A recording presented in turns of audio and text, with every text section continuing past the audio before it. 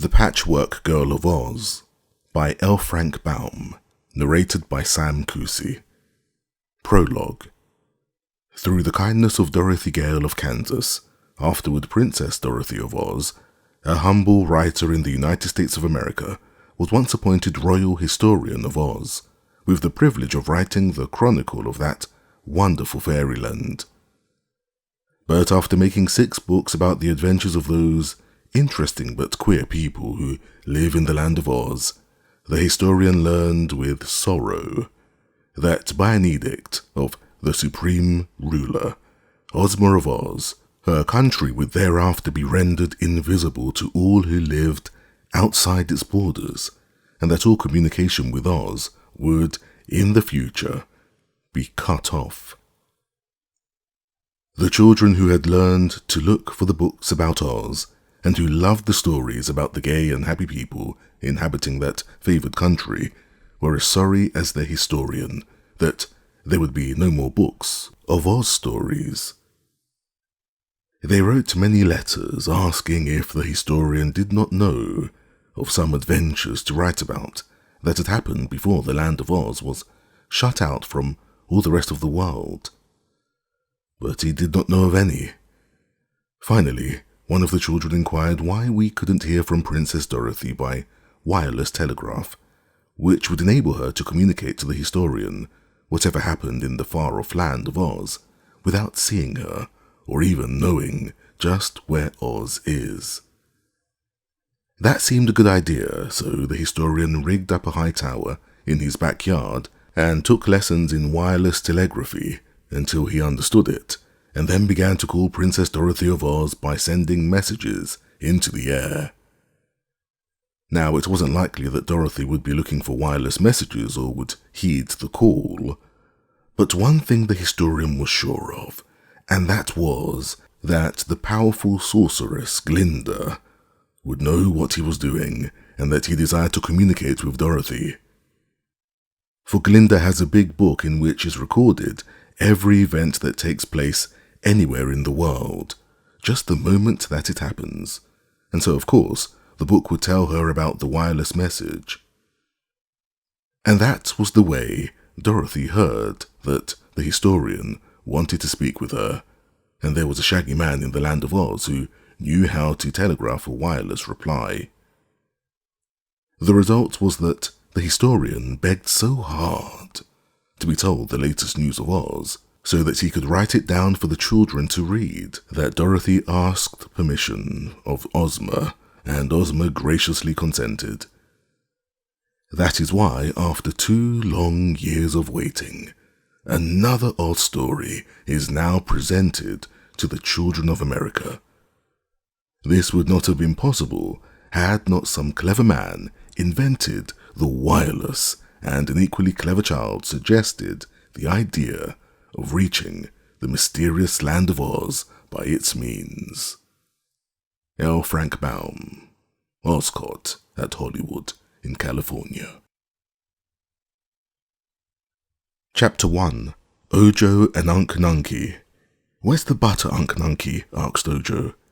Unc looked out of the window and stroked his long beard. Then he turned to the Munchkin boy and shook his head. "Isn't," said he. "Isn't any butter? That's too bad, Unc." "Where's the jam, then?" inquired Ojo, standing on a stool so he could look through all the shelves of the cupboard. But Unc Nunkie shook his head again. "Gone," he said. "No jam either? And no cake? No jelly, no apples? Nothing but bread?" "All," said Unc, again stroking his beard as he gazed from the window. The little boy brought the stool and sat beside his uncle, munching the dry bread slowly, and seeming in deep thought. "Nothing grows in our yard but the bread tree," he mused, "and there are only 2 more loaves on that tree, and they're not ripe yet. Tell me, Unc, why we're so poor?" The old Munchkin turned and looked at Ojo. He had kindly eyes, but he hadn't smiled or laughed in so long that the boy had forgotten that Unc Nunkie could look any other way than solemn. And Unc never spoke any more words than he was obliged to, So his little nephew, who lived alone with him, had learned to understand a great deal from one word. "Why are we so poor, Unc?" repeated the boy. "Not," said the old Munchkin. "I think we are," declared Ojo. "What have we got?" "House," said Unc Nunkie. "I know, but everyone in the land of Oz has a place to live. What else, Unc?" "Bread. I'm eating the last loaf that's ripe. There, I've put aside your share, Unc. It's on the table, so you can eat it when you get hungry, but when that's gone, what shall we eat, Unc?" The old man shifted in his chair, but merely shook his head. "Of course," said Ojo, who was obliged to talk because his uncle would not. "No one starves in the land of Oz either. There is plenty for everyone, you know. Only, if it isn't just where you happen to be, you must go where it is." The aged Munchkin wriggled again and stared at his small nephew, as if disturbed by his argument. "By tomorrow morning," the boy went on, "we must go where there is something to eat, or we shall grow very hungry and become very unhappy." "Where?" asked Unc. "Where shall we go? I don't know, I'm sure," replied Ojo, "but you must know, Unc. You must have travelled in your time, because you're so old."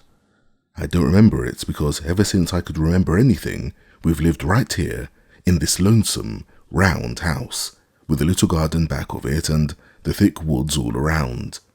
All I've ever seen of the great land of Oz, Unc dear, is the view of that mountain over at the south, where they say that the hammerheads live, who won't let anybody go by them, and that mountain at the north, where they say nobody lives." "One," declared Unc, correcting him. "Oh yes, one family lives there, I've heard. That's the crooked magician, who is named Dr. Pipt, and his wife, Margaret. One year you told me about them. I think it took you a whole year, Unc, to say as much as I've just said about the crooked magician and his wife. They live high up on the mountain, and the good Munchkin Country, where the fruits and flowers grow, is just the other side. It's funny you and I should live here all alone in the middle of the forest, isn't it?" "Yes," said Unc. "Then let's go away and visit the Munchkin Country and its jolly good-natured people. I'd love to get a sight of something besides woods, Unc Nunkie." "Too little," said Unc. "Why, I'm not so little as I used to be," answered the boy earnestly. "I think I can walk as far and as fast through the woods as you can, Unc. And now that nothing grows in our backyard that is good to eat, we must go where there is food." Unc Nunkie made no reply for a time.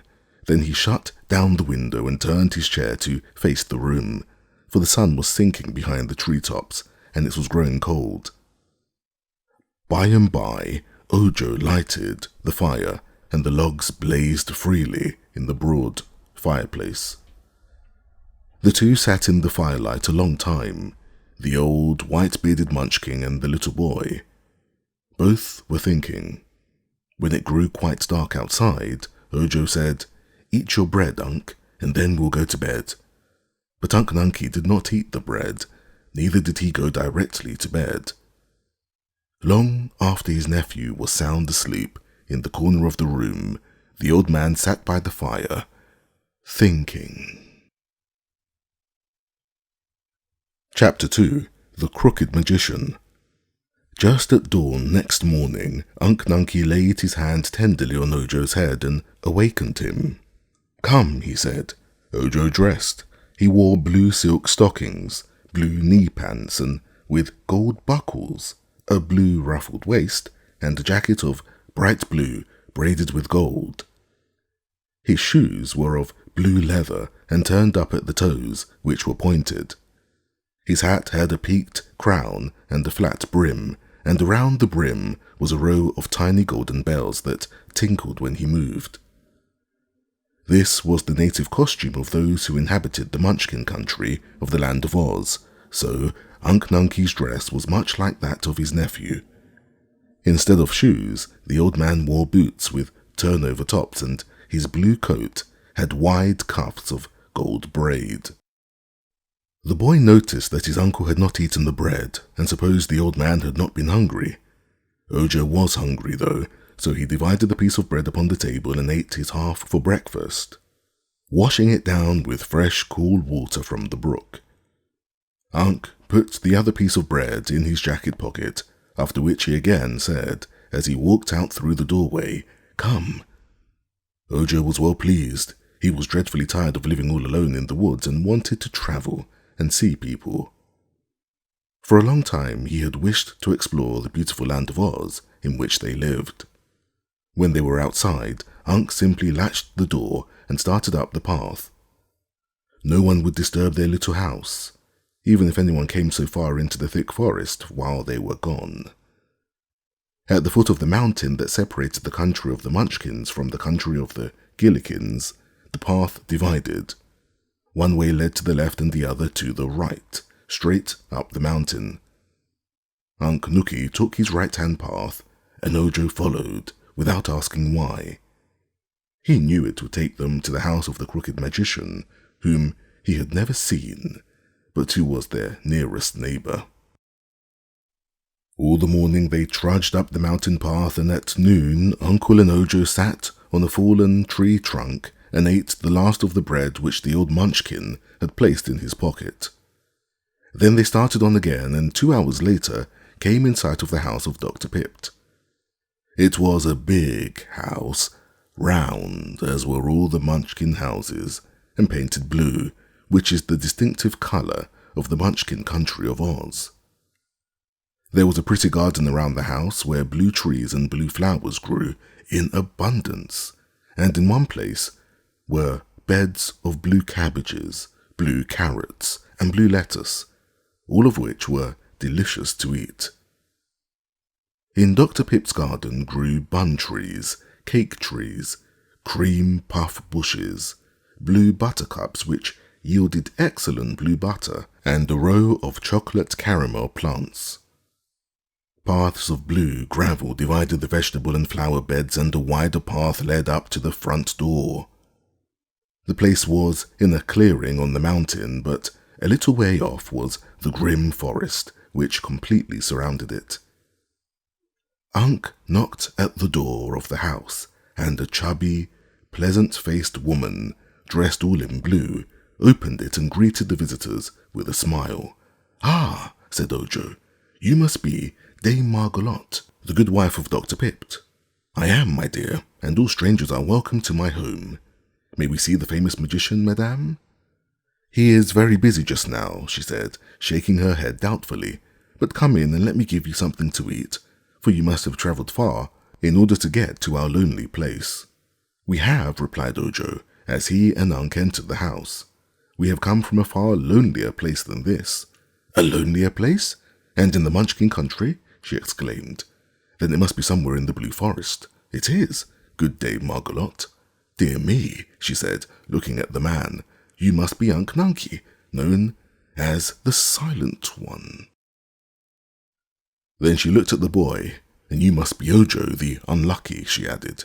"Yes," said Unc. "I never knew I was called the Unlucky," said Ojo soberly, "but it is really a good name for me." "Well," remarked the woman, as she bustled around the room and set the table and brought food from the cupboard, "you are unlucky to live all alone in that dismal forest, which is much worse than the forest around here. But perhaps your luck will change, now you are away from it. If during your travels you can manage to lose that at the beginning of your name, Unlucky, you will then become Ojo the Lucky, which will be a great improvement." "How can I lose that Dame Margolotte?" "I do not know how, but you must keep the matter in mind, and perhaps the chance will come to you," she replied. Ojo had never eaten such a fine meal in all his life. There was a savoury stew, smoking hot, a dish of blue peas, a bowl of sweet milk of a delicate blue tint, and a blue pudding with blue plums in it. When the visitors had eaten heartily of this fare, the woman said to them, "Do you wish to see Dr. Pipt on business or for pleasure?" Unc shook his head. "We are travelling," replied Ojo, "and we stopped at your house just to rest and refresh ourselves. I do not think Unc Nunkie cares very much to see the famous crooked magician, but for my part I am curious to look at such a great man." The woman seemed thoughtful. I remember that Unc Nunkie and my husband used to be friends many years ago, she said, so perhaps they will be glad to meet again. The magician is very busy, as I said, but if you will promise not to disturb him, you may come into his workshop and watch him prepare a wonderful charm. Thank you, replied the boy, much pleased. I would like to do that. She led the way to the great domed hall at the back of the house, which was the magician's workshop. There was a row of windows extending nearly around the sides of the circular room, which rendered the place very light, and there was a back door in addition to the one leading to the front part of the house. Before the row of windows a broad seat was built, and there were some chairs and benches in the room besides. At one end stood a great fireplace in which a blue log was blazing with a blue flame, and over the fire hung 4 kettles in a row, all bubbling and steaming at a great rate. The magician was stirring all 4 of these kettles at the same time, 2 with his hands and 2 with his feet, to the latter wooden ladles being strapped, for this man was so very crooked and his legs were as handy as his arms. Unc Nunkie came forward to greet his old friend, but not being able to shake either his hands or his feet, which were all occupied in stirring, he patted the magician's bald head and asked, "What?" "Ah, it's the silent one," remarked Dr. Pipt, without looking up, "and he wants to know what I'm making. Well, when it is quite finished, this compound will be the wonderful powder of life, which no one knows how to make but myself. Whenever it is sprinkled on anything, that thing will at once come to life, no matter what it is. It takes me several years to make this magic powder, but at this moment I am pleased to say it is nearly done. You see, I am making it for my good wife, Margolotte, who wants to use some of it for a purpose of her own. Sit down and make yourself comfortable, Unc Nunkie, and after I finish my task, I will talk to you." "You must know," said Margolotte, when they were all seated together on the broad window seat, "that my husband foolishly gave away all the powder of life he first made to old Mombi, the witch, who used to live in the country of the Gillikins to the north of here. Mombi gave to Dr. Pipt a powder of perpetual youth in exchange for his powder of life, but she cheated him wickedly, for the powder of youth was no good and could work no magic at all." "Perhaps the powder of life couldn't either," said Ojo. "Yes, it is perfection," she declared. "The first lot we tested on our glass cat, which not only began to live, but has lived ever since. She's somewhere around the house now." "A glass cat?" exclaimed Ojo, astonished. "Yes, she makes a very pleasant companion, but admires herself a little more than is considered modest, and she positively refuses to catch mice," explained Margolotte. "My husband made the cat some pink brains, but they proved to be too high-bred and particular for a cat, so she thinks it is undignified in her to catch mice. Also, she has a pretty blood-red heart, but it is made of stone, a ruby, I think, and so is rather hard and unfeeling. I think the next glass cat the magician makes will have neither brains nor heart, for then it will not object to catching mice and may prove of some use to us." "What did old Mombi the witch do with the powder of life your husband gave her?" asked the boy. "She brought Jack Pumpkinhead to life, for one thing," was the reply. "I suppose you've heard of Jack Pumpkinhead? He's now living near the Emerald City and is a great favourite with the Princess Ozma, who rules all the land of Oz." "No, I've never heard of him," remarked Ojo. "I'm afraid I don't know much about the land of Oz. You see, I've lived all my life with Uncle Nunkie, the silent one, and there was no one to tell me anything." "That is one reason you are Ojo the Unlucky," said the woman in a sympathetic tone. "The more one knows, the luckier he is, for knowledge is the greatest gift in life. But tell me, please, what you intend to do with this new lot of the powder of life, which Dr. Pipt is making. He said his wife wanted it for some especial purpose." "So I do," she answered. "I want it to bring my Patchwork Girl to life." "Oh, a Patchwork Girl? What is that?" Ojo asked, for this seemed even more strange and unusual than a glass cat. "I think I must show you my patchwork girl," said Margolotte, laughing at the boy's astonishment, for she is rather difficult to explain. "But first I will tell you that for many years I have longed for a servant to help me with the housework and to cook the meals and wash the dishes. No servant will come here because the place is so lonely and out of the way, so my clever husband, the crooked magician, proposed that I make a girl out of some sort of material, and he would make her live by sprinkling over her the powder of life. This seemed an excellent suggestion, and at once Dr. Pipt set to work to make a new batch of his magic powder. He has been at it a long, long while, and so I have had plenty of time to make the girl. Yet that task was not so easy as you may suppose. At first I couldn't think what to make her of, but finally, in searching through a chest, I came across an old patchwork quilt, which my grandmother once made when she was young." "What is a patchwork quilt?" asked Ojo. "A bed quilt made of patches of different kinds and colours of cloth, all neatly sewed together. The patches are of all shapes and sizes, so a patchwork quilt is a very pretty and gorgeous thing to look at. Sometimes it is called a crazy quilt, because the patches and colours are so mixed up. We never have used my grandmother's many-coloured patchwork quilt, handsome as it is, for we Munchkins do not care for any colour other than blue, so it has been packed away in the chest for about 100 years. When I found it, I said to myself that it would do nicely for my servant girl, for when she was brought to life, she would not be proud nor haughty, as the glass cat is, for such a dreadful mixture of colours would discourage her from trying to be as dignified as the blue Munchkins are." "Is blue the only respectable colour, then?" inquired Ojo. "Yes, for a Munchkin. All our country is blue, you know, but in other parts of Oz the people favour different colours. At the Emerald City, where our Princess Ozma lives, green is the popular colour.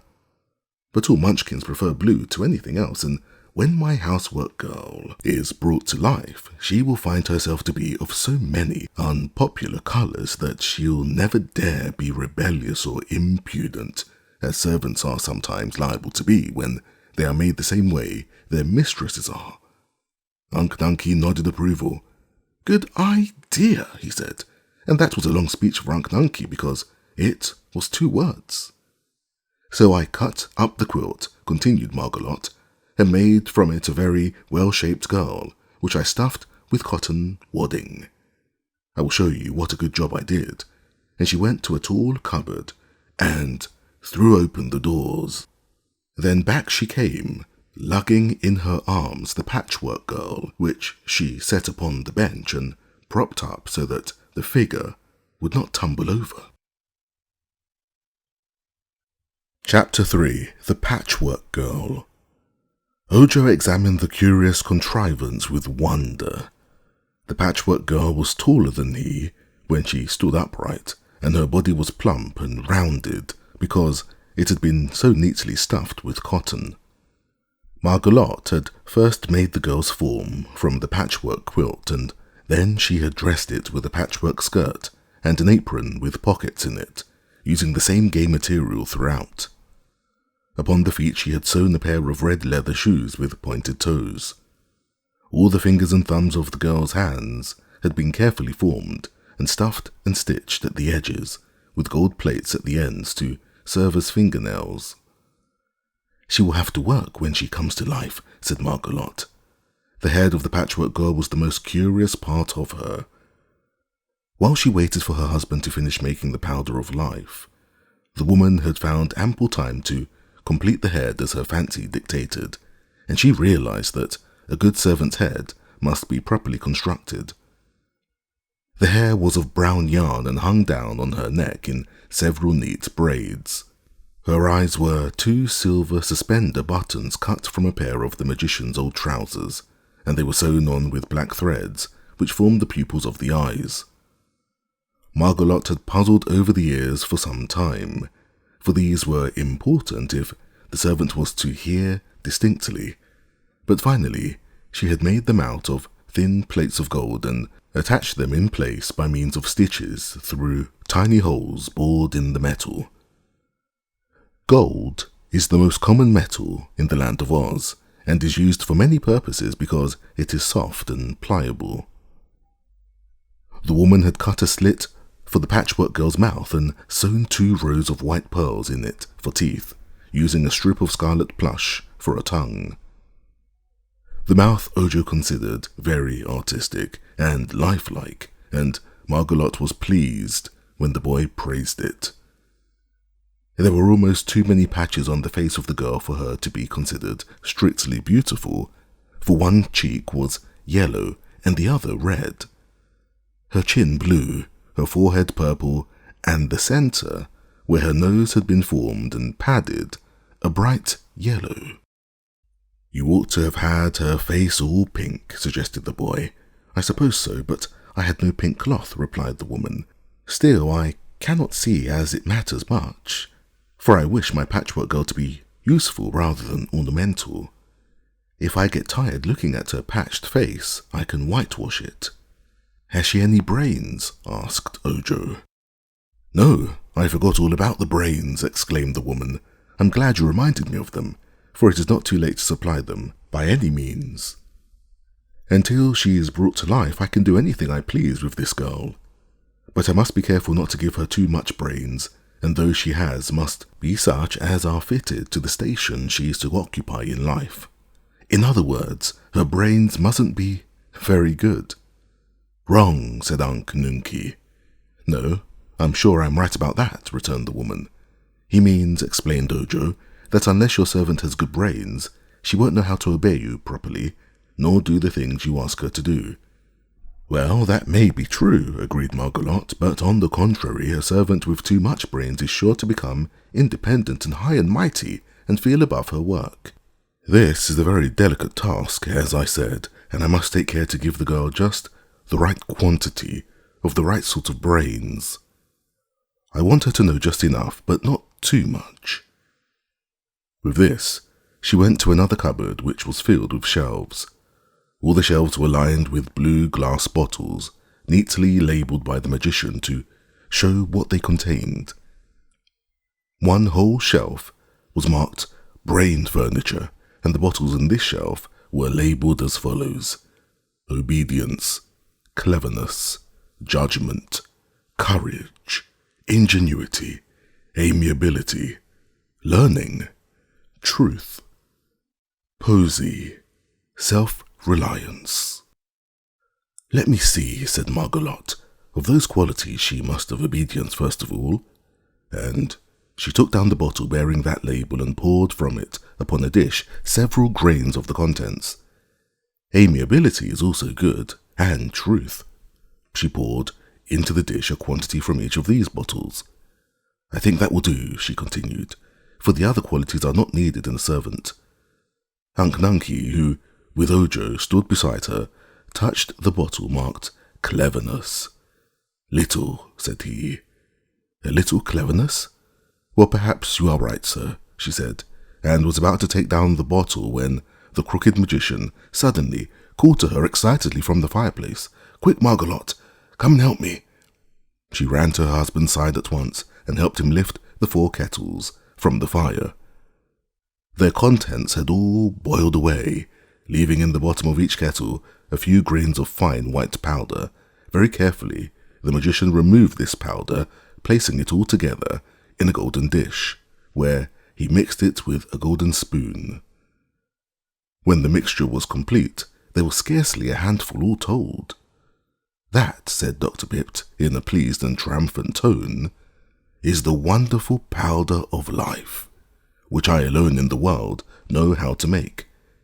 It has taken me nearly 6 years to prepare these precious grains of dust, but the little heap on that dish is worth the price of a kingdom, and many a king would give all he has to possess it.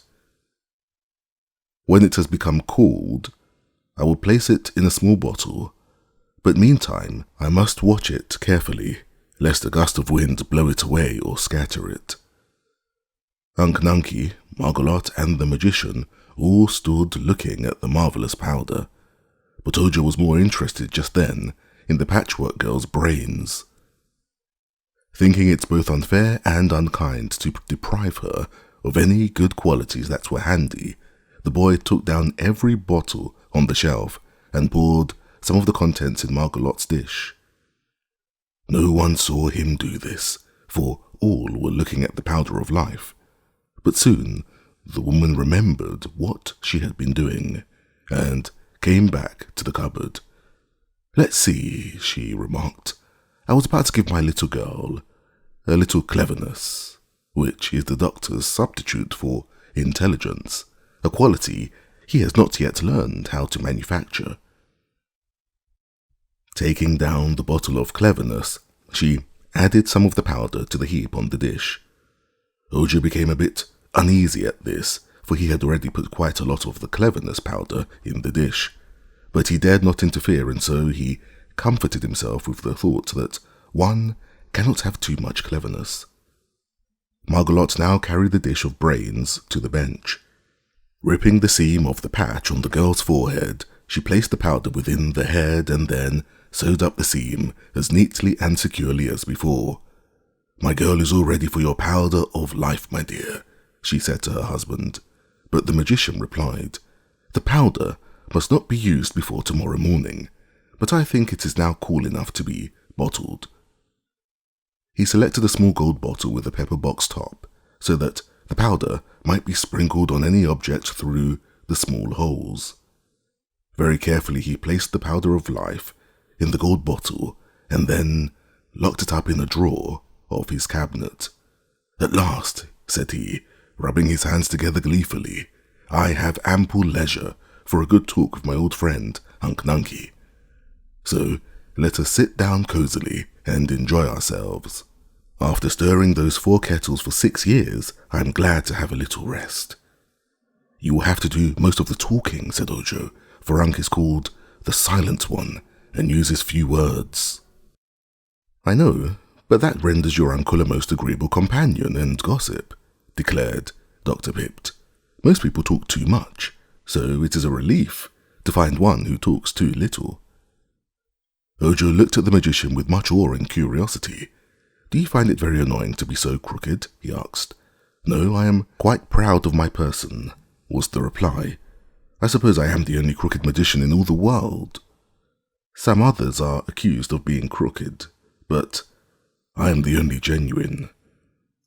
He was really very crooked, and Ojo wondered how he managed to do so many things with such a twisted body. When he sat down upon a crooked chair that had been made to fit him, one knee was under his chin and the other near the small of his back. But he was a cheerful man, and his face bore a pleasant and agreeable expression. "I am not allowed to perform magic, except for my own amusement," he told his visitors, as he lighted a pipe with a crooked stem and began to smoke. Too many people were working on magic in the land of Oz, and so our lovely Princess Ozma put a stop to it. I think she was quite right. There were several wicked witches who caused a lot of trouble, but now they are all out of business, and only the great sorceress, Glinda the Good, is permitted to practice her arts, which never harm anybody. The Wizard of Oz, who used to be a humbug and knew no magic at all, has been taking lessons of Glinda, and I'm told he is getting to be a pretty good wizard, but he is merely the assistant of the great sorceress. I have the right to make a servant girl for my wife, you know, or a glass cat to catch our mice, which she refuses to do, but I am forbidden to work magic for others, or to use it as a profession. Magic must be a very interesting study, said Ojo. It truly is, asserted the magician. In my time I've performed some magical feats that were worthy of the skill of Glinda the Good. For instance, there's the powder of life, and my liquid of petrifaction, which is contained in that bottle on the shelf yonder, over the window. What does the liquid of petrifaction do? Inquired the boy. Turns everything it touches to solid marble. It's an invention of my own, and I find it very useful. Once, 2 of those dreadful Kalidas, with bodies like bears and heads like tigers, came here from the forest to attack us.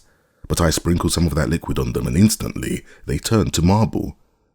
I now use them as ornamental statuary in my garden. This table looks to you like wood, and once it really was wood, but I sprinkled a few drops of the liquid of petrifaction on it, and now it is marble. It will never break nor wear out.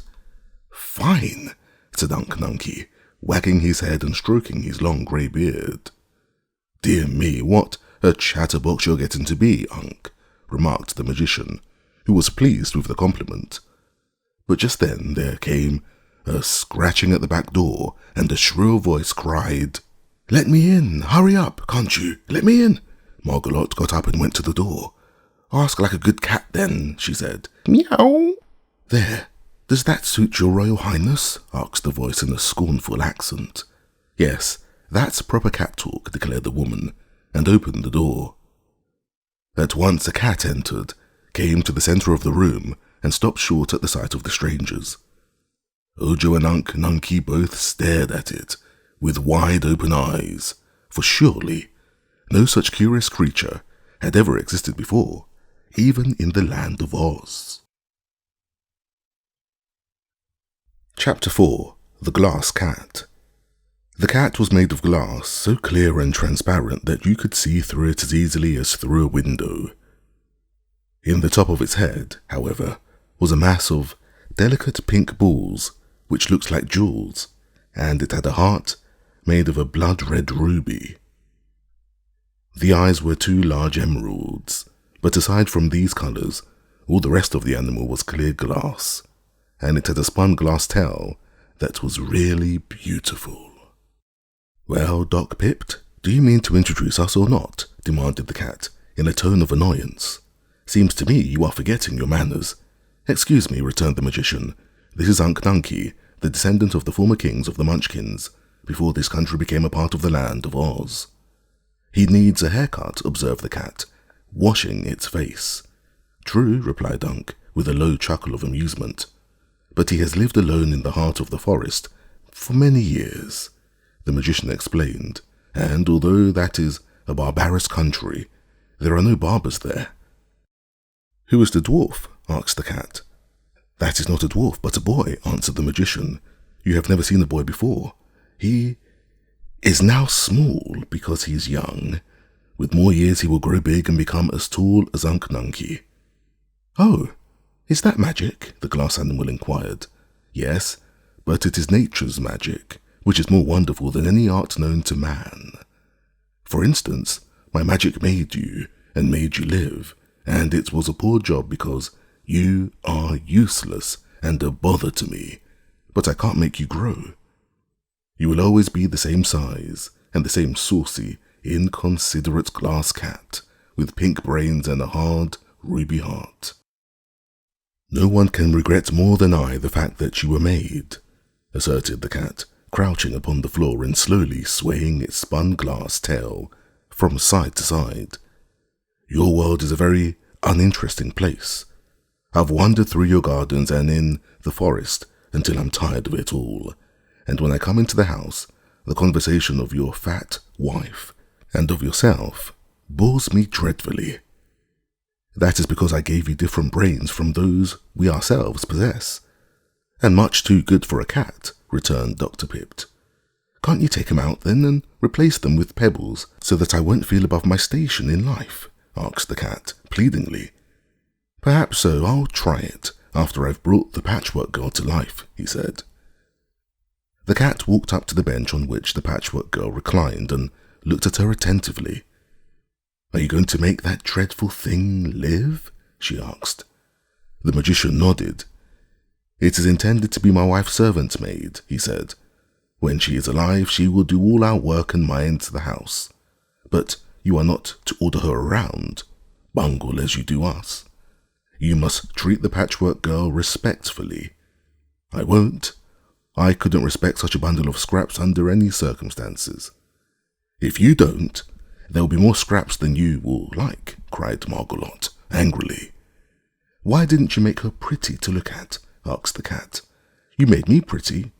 Very pretty, indeed, and I love to watch my pink brains roll around when they're working. and to see my precious red heart beat." She went to a long mirror as she said this and stood before it, looking at herself with an air of much pride. "But that poor patched thing will hate herself when she's once alive," continued the cat.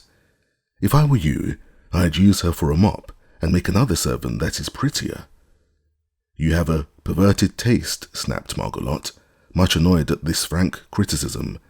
"I think the Patchwork Girl is beautiful, considering what she's made of. Even the rainbow hasn't many colors, and you must admit that the rainbow is a pretty thing." The glass cat yawned and stretched herself upon the floor. "Have your own way," she said. "I'm sorry for the Patchwork Girl, that's all." Ojo and Unc Nunkie slept that night in the magician's house, and the boy was glad to stay because he was anxious to see the Patchwork Girl brought to life. The glass cat was also a wonderful creature to little Ojo, who had never seen or known anything of magic before, although he had lived in the fairyland of Oz ever since he was born. Back there in the woods, nothing unusual ever happened. Unc Nunkie, who might have been king of the Munchkins, had not used his people united with all the other countries of Oz in acknowledging Ozma as their sole ruler, had retired into this forgotten forest nook with his baby nephew, and they had lived all alone there. Only that the neglected garden had failed to grow food for them. They would always have lived in the solitary blue forest, but now they had started out to mingle with other people, and the first place they came to proved so interesting that Ojo could scarcely sleep a wink all night. Margolot was an excellent cook and gave them a fine breakfast. While they were all engaged in eating, the good woman said, "This is the last meal I shall have to cook for some time, for right after breakfast, Dr. Pipt has promised to bring my new servant to life. I shall let her wash the breakfast dishes and sweep and dust the house. What a relief it will be." "It will indeed relieve you of much drudgery," said the magician. "By the way, Margolot, I thought I saw you getting some brains from the cupboard while I was busy with my kettles. What qualities have you given your new servant?"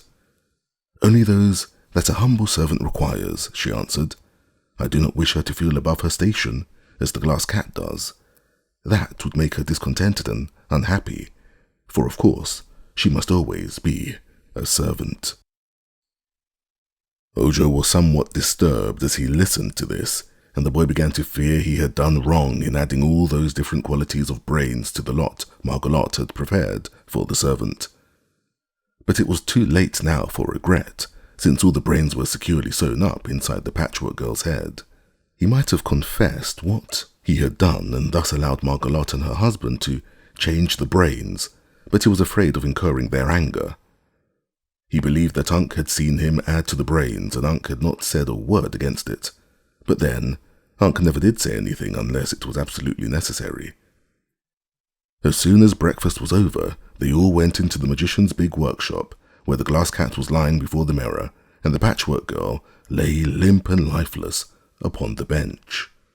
"Now then," said Dr. Pipt, in a brisk tone, "we shall perform one of the greatest feats of magic possible to man, even in this marvelous land of Oz.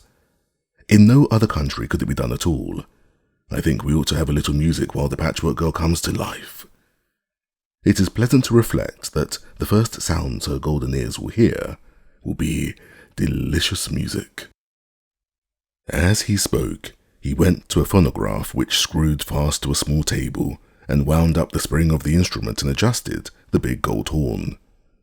"The music my servant will usually hear," remarked Margolot, "will be my orders to do her work. I will see no harm in allowing her to listen to this unseen band while she wakens to her first realization of life. My orders will beat the band afterwards." The phonograph was now playing a stirring march tune, and the magician unlocked his cabinet and took out the gold bottle containing the powder of life. They all bent over the bench on which the Patchwork Girl reclined. Unc Nunkie and Margolot stood behind, near the windows, Ojo at one side and the magician in front, where he would have freedom to sprinkle the powder. The glass cat came near too, curious to watch the important scene. "All ready?" asked Dr. Pip. "All is ready," answered his wife. So the magician leaned over and shook from the bottle some grains of the wonderful powder, and they fell directly on the Patchwork Girl's head and arms. Chapter 5. A Terrible Accident. "It will take a few minutes for this powder to do its work," remarked the magician, sprinkling the body up and down with much care. But suddenly, the Patchwork Girl threw up one arm, which knocked the bottle of powder from the crooked man's hand and sent it flying across the room. Unc Nunkie and Margolot were so startled that they both leaped backward and bumped together, and Unc's head joggled the shelf above them and upset the bottle containing the liquid of petrifaction. The magician uttered such a wild cry that Ojo jumped away, and the Patchwork Girl sprang up after him and clasped her stuffed arms around him in terror. The glass cat snarled and hid under the table, and so it was that when the powerful liquid of petrifaction was spilled, it fell only upon the wife of the magician and the uncle of Ojo. With these two, the charm worked promptly. They stood motionless and stiff as marble statues, in exactly the positions they were in when the liquid struck them. Ojo pushed the Patchwork Girl away and ran to Unc Nunkie, filled with a terrible fear for the only friend and protector he had ever known. When he grasped Unc's hand, it was cold and hard. Even the long grey beard was solid marble. The crooked magician was dancing around the room in a frenzy of despair, calling upon his wife to forgive him, to speak to him, to come to life again. The Patchwork Girl, quickly recovering from her fright, now came nearer and looked from one to another of the people with deep interest. Then she looked at herself and laughed. Noticing the mirror, she stood before it and examined her extraordinary features with amazement. Her button eyes, pearl bead teeth, and puffy nose. Then, addressing her reflection in the glass, she exclaimed, "Whee, but there's a gaudy dame! Makes a paint box blush with shame. Razzle-dazzle, fizzle-fazzle. Howdy-do, miss, what's your name?" She bowed, and the reflection bowed. Then she laughed again, long and merrily, and the glass cat crept out from under the table and said, "I don't blame you for laughing at yourself. Aren't you horrid?" "Horrid?" she replied. "Why, I'm thoroughly delightful, and I'm an original, if you please, and therefore incomparable. Of all the comic, absurd, rare, and amusing creatures the world contains, I must be the supreme freak. Who but poor Margolot could have managed to invent such an unreasonable being as I? But I'm awfully glad, that I'm just what I am, and nothing else." "Be quiet, will you?" cried the frantic magician. "Be quiet and let me think. If I don't think, I shall go mad." "Think ahead," said the Patchwork Girl, seating herself in a chair. "Think all you want to, I don't mind." "Gee, but I'm tired playing that tune," called the phonograph, speaking through its horn in a brazen, scratchy voice. "If you don't mind, Pipt, old boy, I'll cut it out and take a rest." The magician looked gloomily at the music machine. "What dreadful luck," he wailed despondently. "The powder of life must have fallen on the phonograph." He went up to it and found that the gold bottle that contained the precious powder had dropped upon the stand and scattered its life-giving grains over the machine. The phonograph was very much alive and began dancing a jig with the legs of the table to which it was attached, and this dance so annoyed Dr. Pipt that he kicked the thing into a corner and pushed a bench against it to hold it quiet.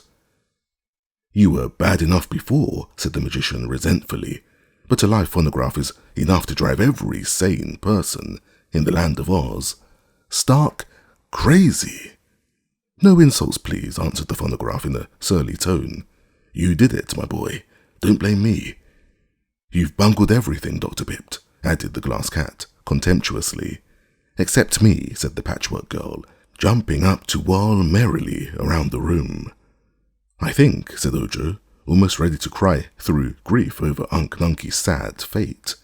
"It must all be my fault in some way. I'm called Ojo the Unlucky, you know." "That's nonsense, kiddie," retorted the Patchwork Girl cheerfully. "No one can be unlucky who has the intelligence to direct his own actions. The unlucky ones are those who beg for a chance to think, like poor Dr. Pipt here. What's the row about anyway, Mr. Magic Maker?" "The liquid of petrifaction has accidentally fallen upon my dear wife and Unc Nunkie and turned them into marble," he sadly replied. "Well, why don't you sprinkle some of that powder on them and bring them to life again?" asked the Patchwork Girl. The magician gave a jump. "Why, I hadn't thought of that," he cried joyfully, and grabbed up the golden bottle with which he ran to Margolot. Said the Patchwork Girl, "Higgledy-piggledy-dee, what fools magicians can be. His head's so thick, he can't think quick, so he takes advice from me." Standing upon the bench, for he was so crooked he could not reach the top of his wife's head in any other way, Dr. Pipt began shaking the bottle. But not a grain of powder came out. He pulled off the cover, glanced within, and then threw the bottle from him with a wail of despair. "Gone! Gone! Every bit gone!" he cried. "Wasted on that miserable phonograph, when it might have saved my dear wife." Then the magician bowed his head on his crooked arms and began to cry. Ojo was sorry for him. He went up to the sorrowful man and said softly, "You can make more powder of life, Dr. Pipt." "Yes, but it will take me 6 years.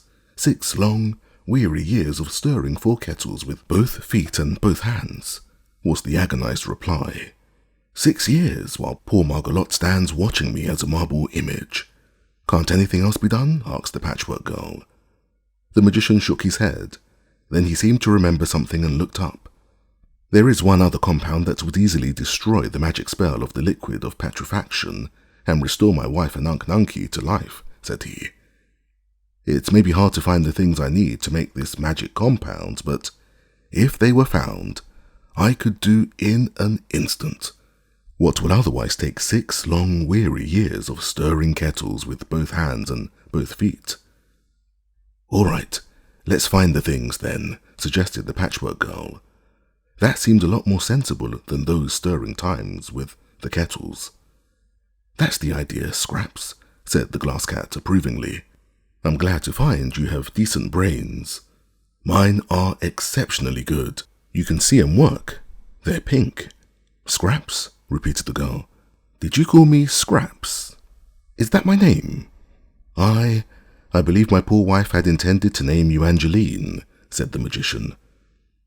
"Well, I like Scraps best," she replied with a laugh. "It fits me better, for my patchwork is all scraps, and nothing else."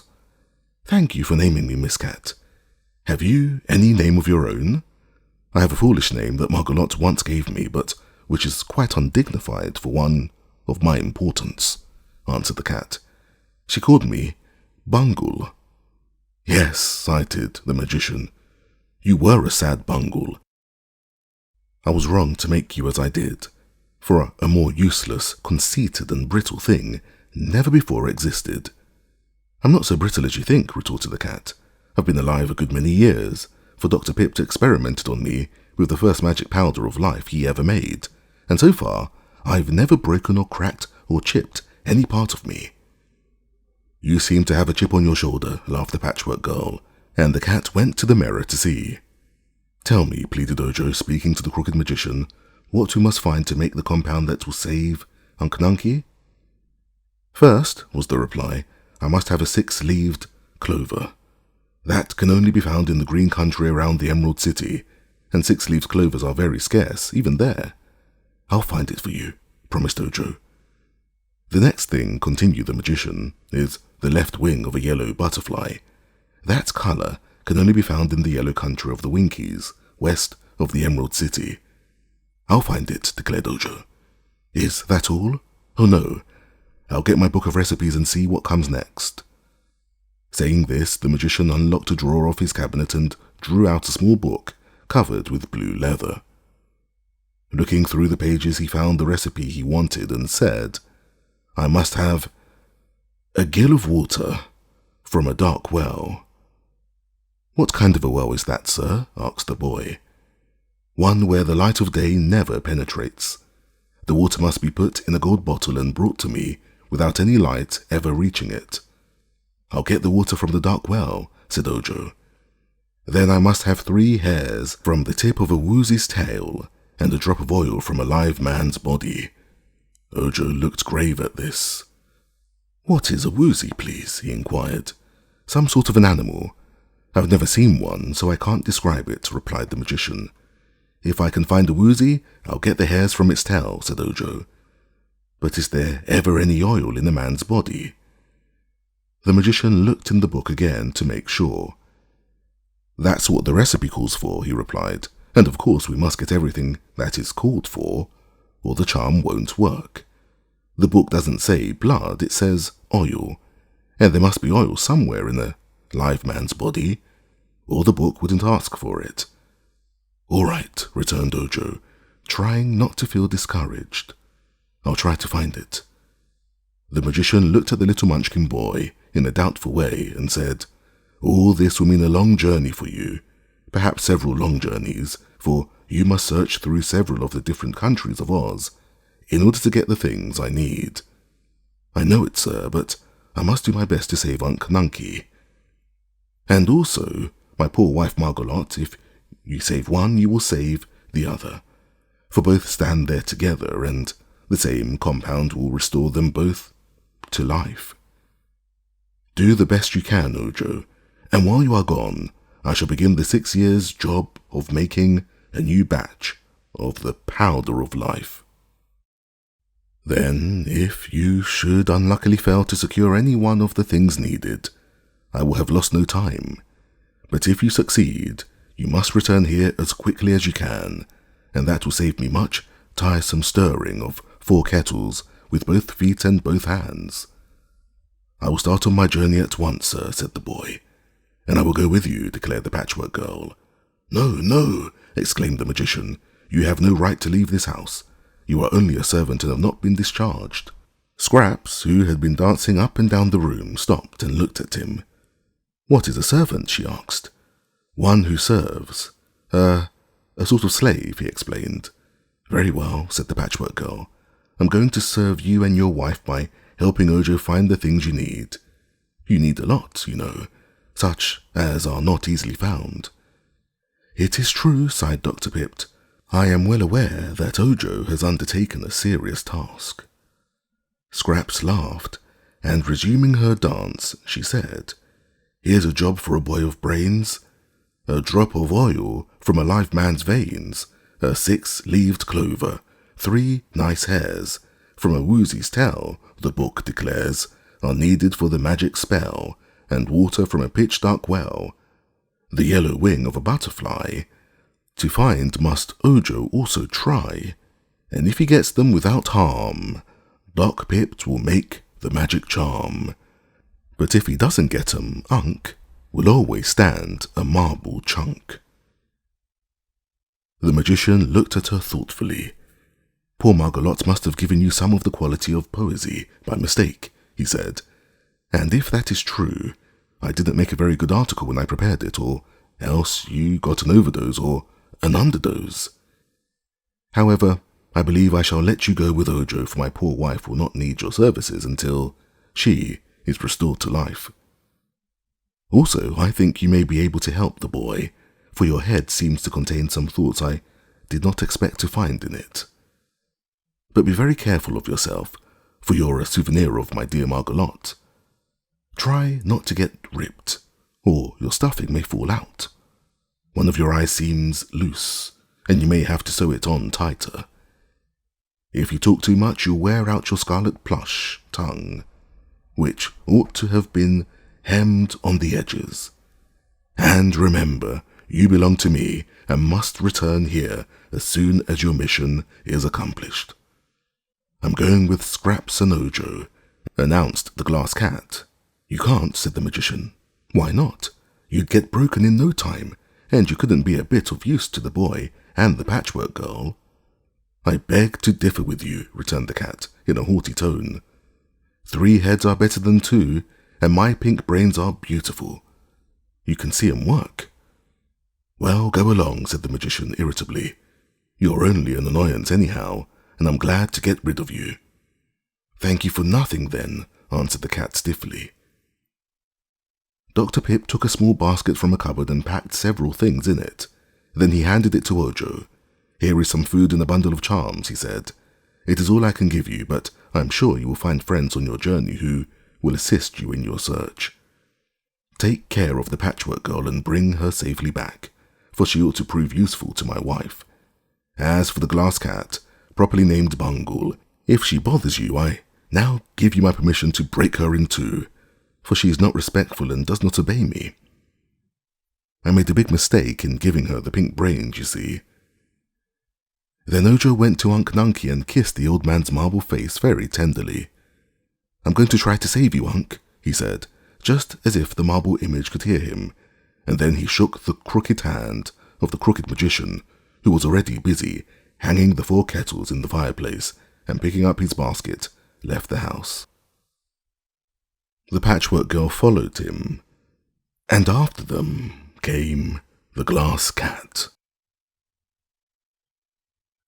Chapter 6. The Journey. Ojo had never travelled before, and so he only knew that the path down the mountainside led into the open Munchkin Country, where large numbers of people dwelt. Scraps was quite new and not supposed to know anything of the land of Oz, while the glass cat admitted she had never wandered very far away from the magician's house. There was only one path before them at the beginning, so they could not miss their way, and for a time they walked through the thick forest in silent thought, each one impressed with the importance of the adventure they had undertaken. Suddenly, the Patchwork Girl laughed. It was funny to see her laugh, because her cheeks wrinkled up, her nose tipped, her silver button eyes twinkled, and her mouth curled at the corners in a comical way. "Has someone pleased you?" said Ojo, who was feeling solemn and joyless through thinking upon his uncle's sad fate. "Yes," she answered. "Your world pleases me, for it's a queer world, and life in it is queerer still. Here I am, made from an old bed-quilt, and intended to be a slave to Margolot, rendered free as air by an accident that none of you could foresee. I'm enjoying life and seeing the world, while the woman who made me is standing helpless as a block of wood. If that isn't funny enough to laugh at, I don't know what is." "You're not seeing much of the world yet, my poor innocent Scraps," remarked the cat. "The world doesn't consist wholly of the trees that are on all sides of us." "But they're part of it, and aren't they pretty trees?" returned Scraps, bobbing her head until her brown yarn curls fluttered in the breeze. "Growing between them I can see lovely ferns and wild flowers, and soft green mosses. If the rest of your world is half as beautiful, I shall be glad I'm alive." "I don't know what the rest of the world is like, I'm sure," said the cat, "but I mean to find out." "I have never been out of the forest," Ojo added, "but to me the trees are gloomy and sad, and the wild flowers seem lonesome. It must be nicer where there are no trees and there is room for lots of people to live together. I wonder if any of the people we shall meet will be as splendid as I am," said the Patchwork Girl. "All I have seen so far have pale, colourless skins and clothes as blue as the country they live in, while I am of many gorgeous colours, face and body and clothes. That's why I'm bright and contented, Ojo, while you are blue and sad." "I think I made a mistake in giving you so many sorts of brains," observed the boy. "Perhaps, as the magician said, you have an overdose, and they may not agree with you." "What had you to do with my brains?" asked Scraps. "A lot," replied Ojo. "Old Margolot meant to give you only a few, just enough to keep you going, but when she wasn't looking, I added a good many more, of the best kinds I could find in the magician's cupboard." "Thanks," said the girl, dancing along the path ahead of Ojo and then dancing back to his side. "If a few brains are good, many brains must be better." But they ought to be evenly balanced, said the boy, and I had no time to be careful. For the way you're acting, I guess the dose was badly mixed. Scraps hasn't enough brains to hurt her, so don't worry, remarked the cat, which was trotting along in a very dainty and graceful manner. The only brains worth considering are mine, which are pink. You can see 'em work. After walking a long time, they came to a little brook that trickled across the path, and here Ojo sat down to rest and eat something from his basket. He found that the magician had given him part of a loaf of bread and a slice of cheese. He broke off some of the bread and was surprised to find the loaf just as large as it was before. It was the same way with the cheese. However much he broke off from the slice, it remained exactly the same size. "Ah," said he, nodding wisely, "that's magic. Dr. Pipt has enchanted the bread and the cheese, so it will last me all through my journey, however much I eat." "Why do you put those things into your mouth?" asked Scraps, gazing at him in astonishment. "Do you need more stuffing? Then why don't you use cotton, such as I am stuffed with?" "I don't need that kind," said Ojo, "but a mouth is to talk with, isn't it?" "It is also to eat with," replied the boy. "If I didn't put food into my mouth and eat it, I would get hungry and starve." "Ah, I didn't know that," she said. "Give me some." Ojo handed her a bit of the bread and she put it in her mouth. "What next?" she asked, scarcely able to speak. "Chew it and swallow it," said the boy. Scraps tried that. Her pearl teeth were unable to chew the bread, and beyond her mouth there was no opening. Being unable to swallow, she threw away the bread and laughed. "I must get hungry and starve, for I can't eat," she said. "Neither can I," announced the cat, "but I'm not fool enough to try. Can't you understand that you and I are superior people and not made like these poor humans?" "Why should I understand that or anything else?" asked the girl. "Don't bother my head by asking conundrums, I beg of you. Just let me discover myself in my own way." With this, she began amusing herself by leaping across the brook and back again. "Be careful, or you'll fall in the water," warned Ojo. "Never mind. You'd better. If you get wet, you'll be soggy and can't walk. Your colours might run too," he said. "Don't my colours run whenever I run?" she asked. "Not in the way I mean. If they get wet, the reds and greens and yellows and purples of your patches might run into each other and become just a blur. No colour at all, you know." "Then," said the Patchwork Girl, "I'll be careful, for if I spoiled my splendid colours, I would cease to be beautiful."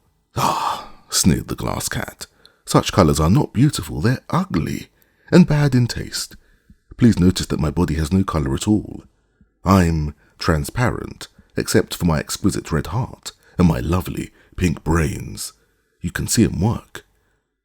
"Shh!" cried Scraps, dancing around and laughing. "And your horrid green eyes, Miss Bungle. You can't see your eyes, but we can, and I notice you're very proud of what little colour you have. Shoo, Miss Bungle, shoo, shoo, shoo. If you were all colours and many colours as I am, you'd be too stuck up for anything." She leapt over the cat and back again, and the startled Bungle crept close to a tree to escape her. This made Scraps laugh more heartily than ever, and she said, "Whoop-de-doo-doo-doo. The cat has lost her shoe. Her tootsie's bare, but she don't care. So what's the odds to you?" "Dear me, Ojo," said the cat, "you don't think the creature is a little bit crazy?" "It may be," he answered, with a puzzled look. "If she continues her insults, I'll scratch off her suspender-button eyes," declared the cat. "Don't quarrel, please," pleaded the boy, rising to resume the journey. "Let us be good comrades and as happy and cheerful as possible, for we are likely to meet with plenty of trouble on our way." It was nearly sundown when they came to the edge of the forest and saw spread out before them a delightful landscape. There were broad blue fields stretching for miles over the valley, which was dotted everywhere with pretty, blue-domed houses, none of which, however, was very near to the place where they stood. Just at the point where the path left the forest stood a tiny house covered with leaves from the trees, and before this stood a Munchkin man with an axe in his hand. He seemed very much surprised when Ojo and Scraps and the Glass Cat came out of the woods, but as the Patchwork Girl approached nearer, he sat down upon a bench and laughed so hard that he could not speak for a long time. This man was a woodchopper and lived all alone in the little house. He had bushy blue whiskers and merry blue eyes, and his blue clothes were quite old and worn. "Mercy me!" exclaimed the woodchopper, when at last he could stop laughing. "Who would think such a funny harlequin lived in the land of Oz? Where did you come from, crazy quilt?" "Do you mean me?" asked the Patchwork Girl. "Of course," he replied. "You misjudge my ancestry.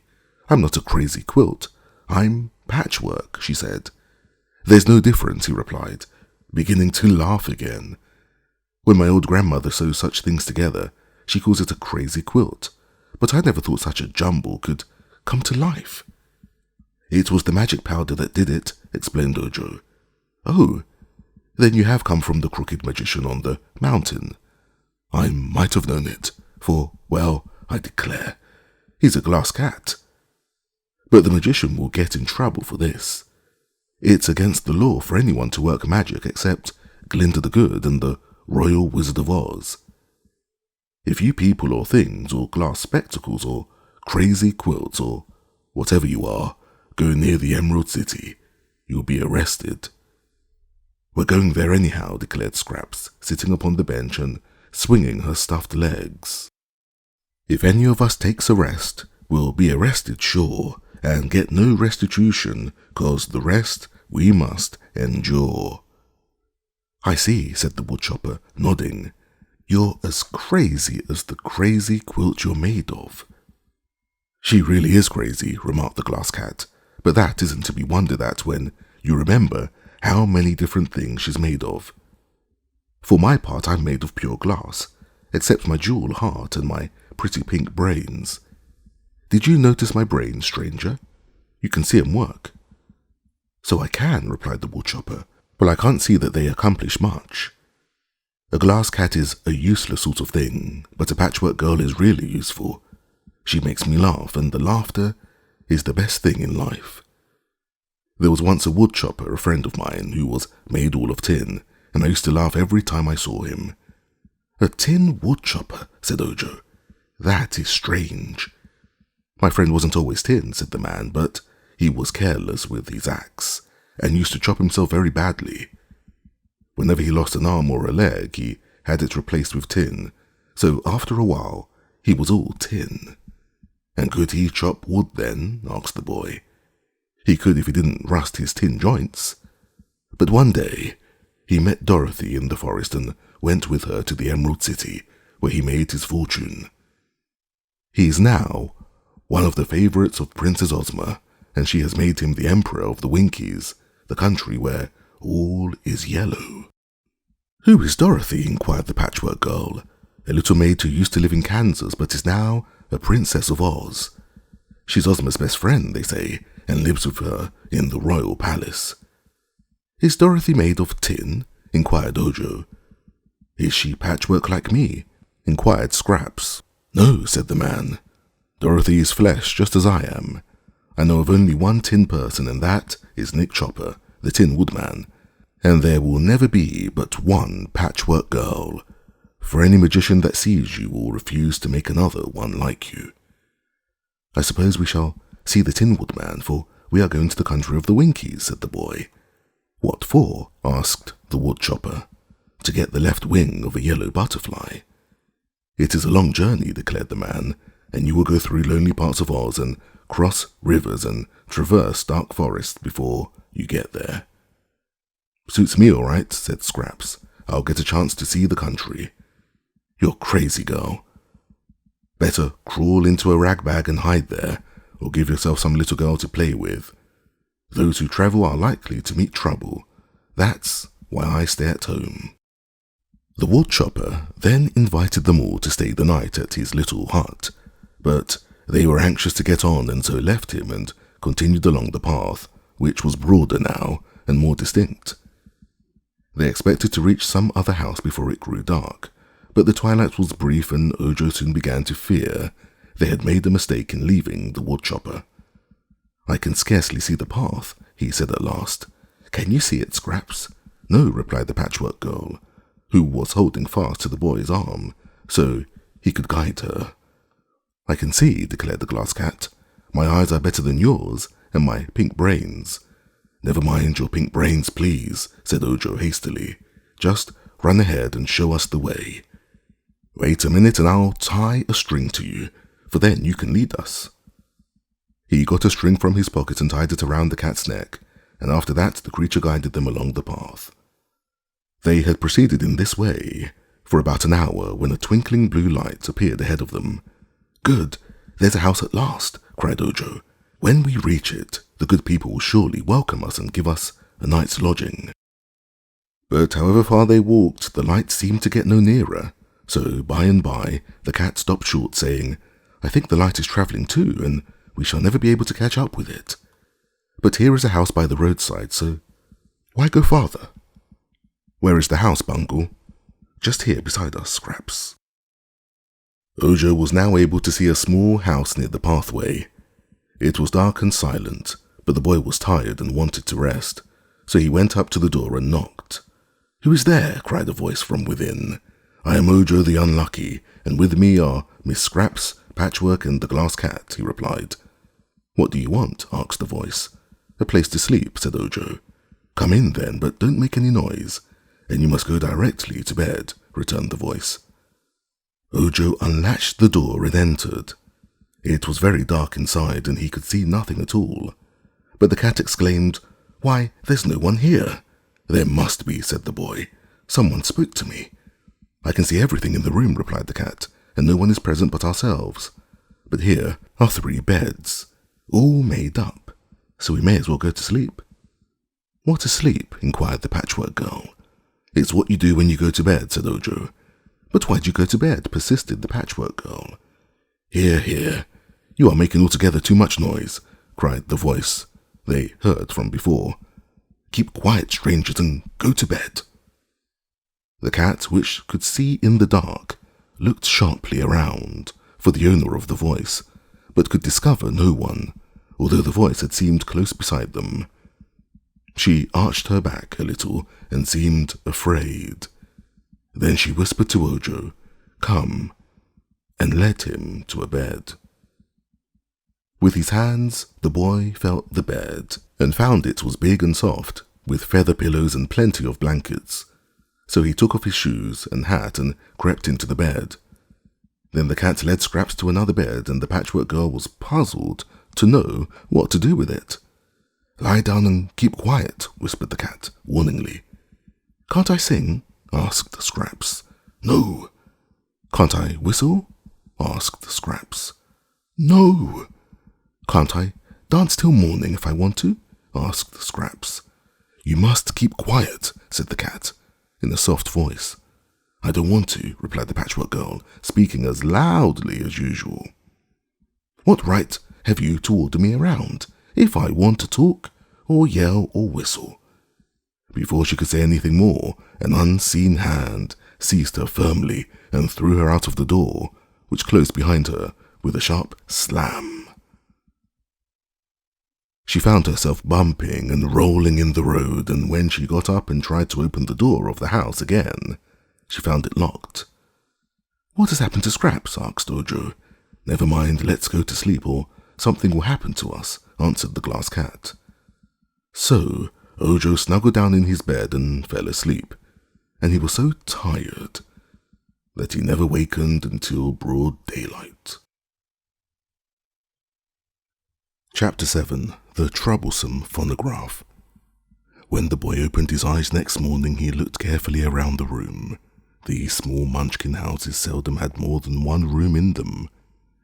That in which Ojo now found himself had 3 beds, set all in a row on one side of it. The Glass Cat lay asleep on one bed. Ojo was in the second, and the third was neatly made up and smoothed for the day. On the other side of the room was a round table on which breakfast was already placed, smoking hot. Only one chair was drawn up to the table, where a place was set for one person. No one seemed to be in the room except the boy and Bungle. Ojo got up and put on his shoes. Finding a toilet stand at the head of his bed, he washed his face and hands and brushed his hair. Then he went to the table and said, "I wonder if this is my breakfast." "Eat it," commanded a voice at his side, so near that Ojo jumped. But no person could he see. He was hungry, and the breakfast looked good, so he sat down and ate all he wanted. Then, rising, he took his hat and wakened the glass cat. "Come on, Bungle," said he, "we must go." He cast another glance about the room and, speaking to the air, he said, "Whoever lives here has been kind to me, and I'm much obliged." There was no answer, so he took his basket and went out the door, the cat following him.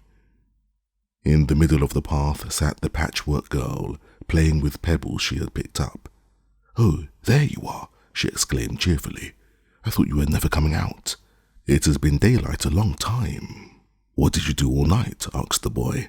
"Sat here and watched the stars and the moon," she replied. "They're interesting. I never saw them before, you know." "Of course not," said Ojo. "You were crazy to act so badly and get thrown outdoors," remarked Bungle, as they renewed their journey. "That's all right," said Scraps. "If I hadn't been thrown out, I wouldn't have seen the stars, nor the big grey wolf." "What wolf?" inquired Ojo. "The one that came to the door of the house 3 times during the night." "I don't see why that should be," said the boy, thoughtfully. "There was plenty to eat in that house, for I had a fine breakfast and I slept in a nice bed." "Don't you feel tired?" asked the Patchwork Girl, noticing that the boy yawned. "Why, yes, I'm as tired as I was last night and I slept very well." "And aren't you hungry?" "It's strange," replied Ojo. "I had a good breakfast and yet I think I'll now eat some of my crackers and cheese." Scraps danced up and down the path. Then she sang, "Kizzle kazzle caw, the wolf is at the door. There's nothing to eat but a bone without meat, and a bill from the grocery store." "What does that mean?" asked Ojo. "Don't ask me," replied Scraps. "I say what comes into my head, but, of course, I know nothing of a grocery store or bones without meat or very much else." "No," said the cat. "She's stark, starving, raving crazy, and her brains can't be pink, for they don't work properly." "Bother the brains," cried Scraps. "Who cares for 'em anyhow? Have you noticed how beautiful my patches are in this sunlight?"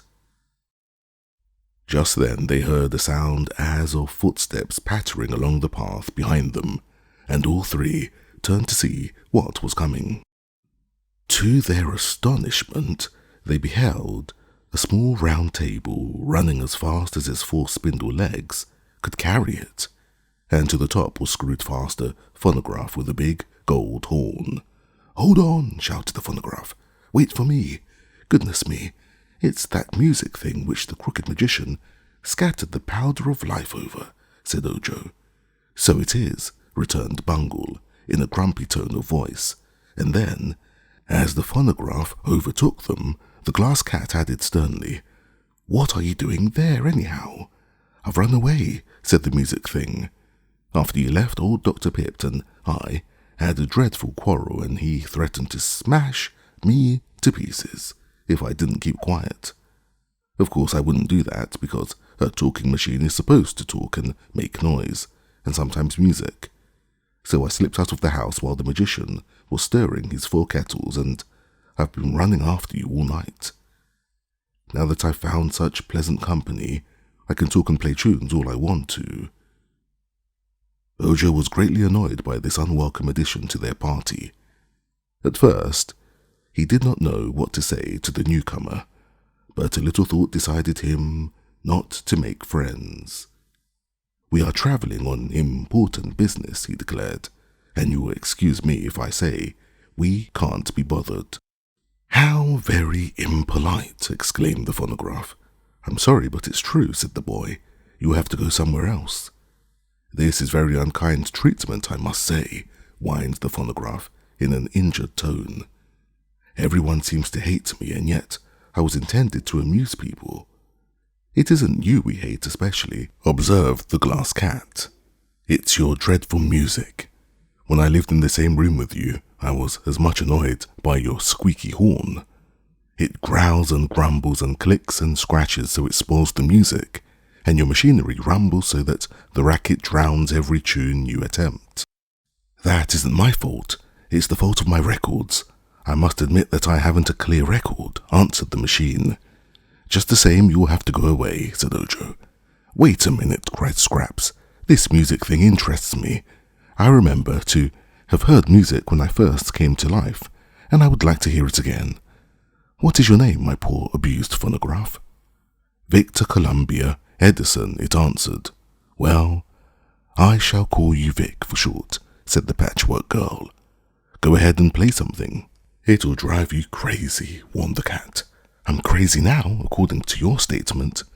Loosen up and reel out the music, Vic. The only record I have with me, explained the phonograph, is one the magician attached, just before we had our quarrel. It's a highly classical composition. A what? Inquired Scraps. It is classical music, and is considered the best and most puzzling ever manufactured. You're supposed to like it, whether you do or not. If you don't, the proper thing is to look as if you did.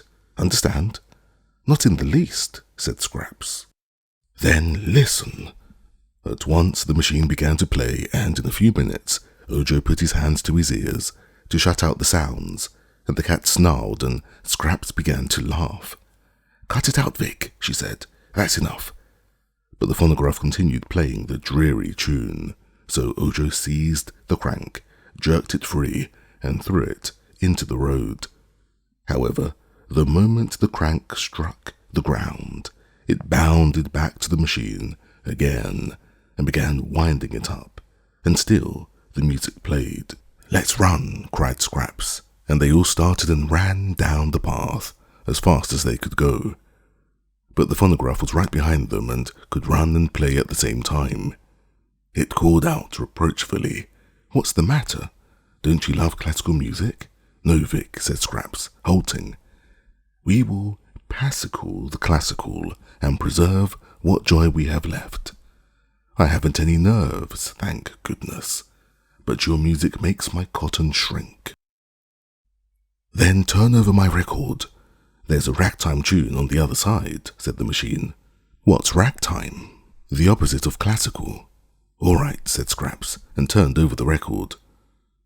The phonograph now began to play a jerky jumble of sounds which proved so bewildering that, after a moment, Scraps stuffed her patchwork apron into the gold horn and cried, Stop, stop. That's the other extreme.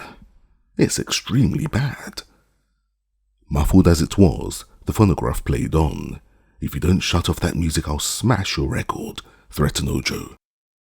The music stopped at that, and the machine turned its horn from one to another and said, with great indignation, What's the matter now? Is it possible you can't appreciate ragtime? Scraps ought to, being rags herself, said the cat, but I simply can't stand it. It makes my whiskers curl. It is indeed dreadful, exclaimed Ojo with a shudder. It's enough to drive a crazy lady mad, murmured the Patchwork Girl. I'll tell you what, Vic, she added as she smoothed out her apron and put it on again. For some reason or other you've missed your guess.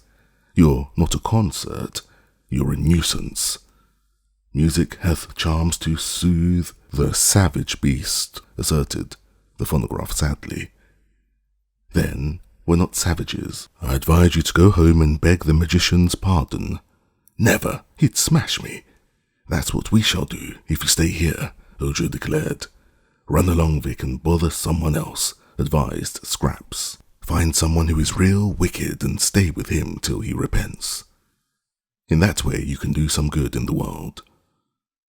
The music thing turned silently away and trotted down a side path toward a distant Munchkin village. Is that the way we go? Asked Bungle anxiously. No, said Ojo. I think we shall keep straight ahead, for this path is the widest and best. When we come to some house, we will inquire the way to the Emerald City. Chapter 8. The Foolish Owl and the Wise Donkey. On they went, and half an hour's steady walking brought them to a house somewhat better than the two they had already passed. It stood close to the roadside, and over the door was a sign that read, Miss Foolish Owl and Mr. Wise Donkey, Public Advisors. When Ojo read this sign aloud, Scraps said laughingly, "Well, here is a place to get all the advice we want. Maybe more than we need. Let's go in." The boy knocked at the door. "Come in," called a deep bass voice. So they opened the door and entered the house, where a little light brown donkey, dressed in a blue apron and a blue cap, was engaged in dusting the furniture with a blue cloth. On a shelf over the window sat a great blue bowl with a blue sunbonnet on her head, blinking her big round eyes at the visitors. "Good morning," said the donkey in his deep voice, which seemed bigger than he was. "Did you come to us for advice?" "Why, we came anyhow," replied Scraps, "and now we are here. We may as well have some advice. It's free, isn't it?" "Certainly," said the donkey. "Advice doesn't cost anything, unless you follow it. Permit me to say, by the way, that you are the queerest lot of travellers that ever came to my shop. Judging you merely by appearances, I think you'd better talk to the foolish owl yonder." They turned to look at the bird, which fluttered its wings and stared back at them with its big eyes. "Hooty-tooty-toot," cried the owl. "Fiddle-cum-foo, howdy-do. Riddle-cum-tiddle-cum, tooralalu." "That beats your poetry, Scraps," said Ojo. "It's just nonsense," declared the glass cat. "But it's good advice for the foolish," said the donkey admiringly. "Listen to my partner and you can't go wrong," said the owl in a grumbling voice. "Patchwork Girl has come to life. No one's sweetheart, no one's wife. Lacking sense and loving fun, she'll be snubbed by everyone." "Quite a compliment, I declare," exclaimed the donkey, turning to look at Scraps. "You are certainly a wonder, my dear, and I fancy you'd make a splendid pincushion. If you belonged to me, I'd wear smoked glasses when I looked at you." "Why?" asked the Patchwork Girl. "Because you are so gay and gaudy." "It is my beauty that dazzles you," she asserted. "You Munchkin people all strut around in your stupid blue colour, while "You are wrong in calling me a Munchkin," interrupted the donkey, "for I was born in the land of Mo and came to visit the land of Oz on the day it was shut off from all the rest of the world.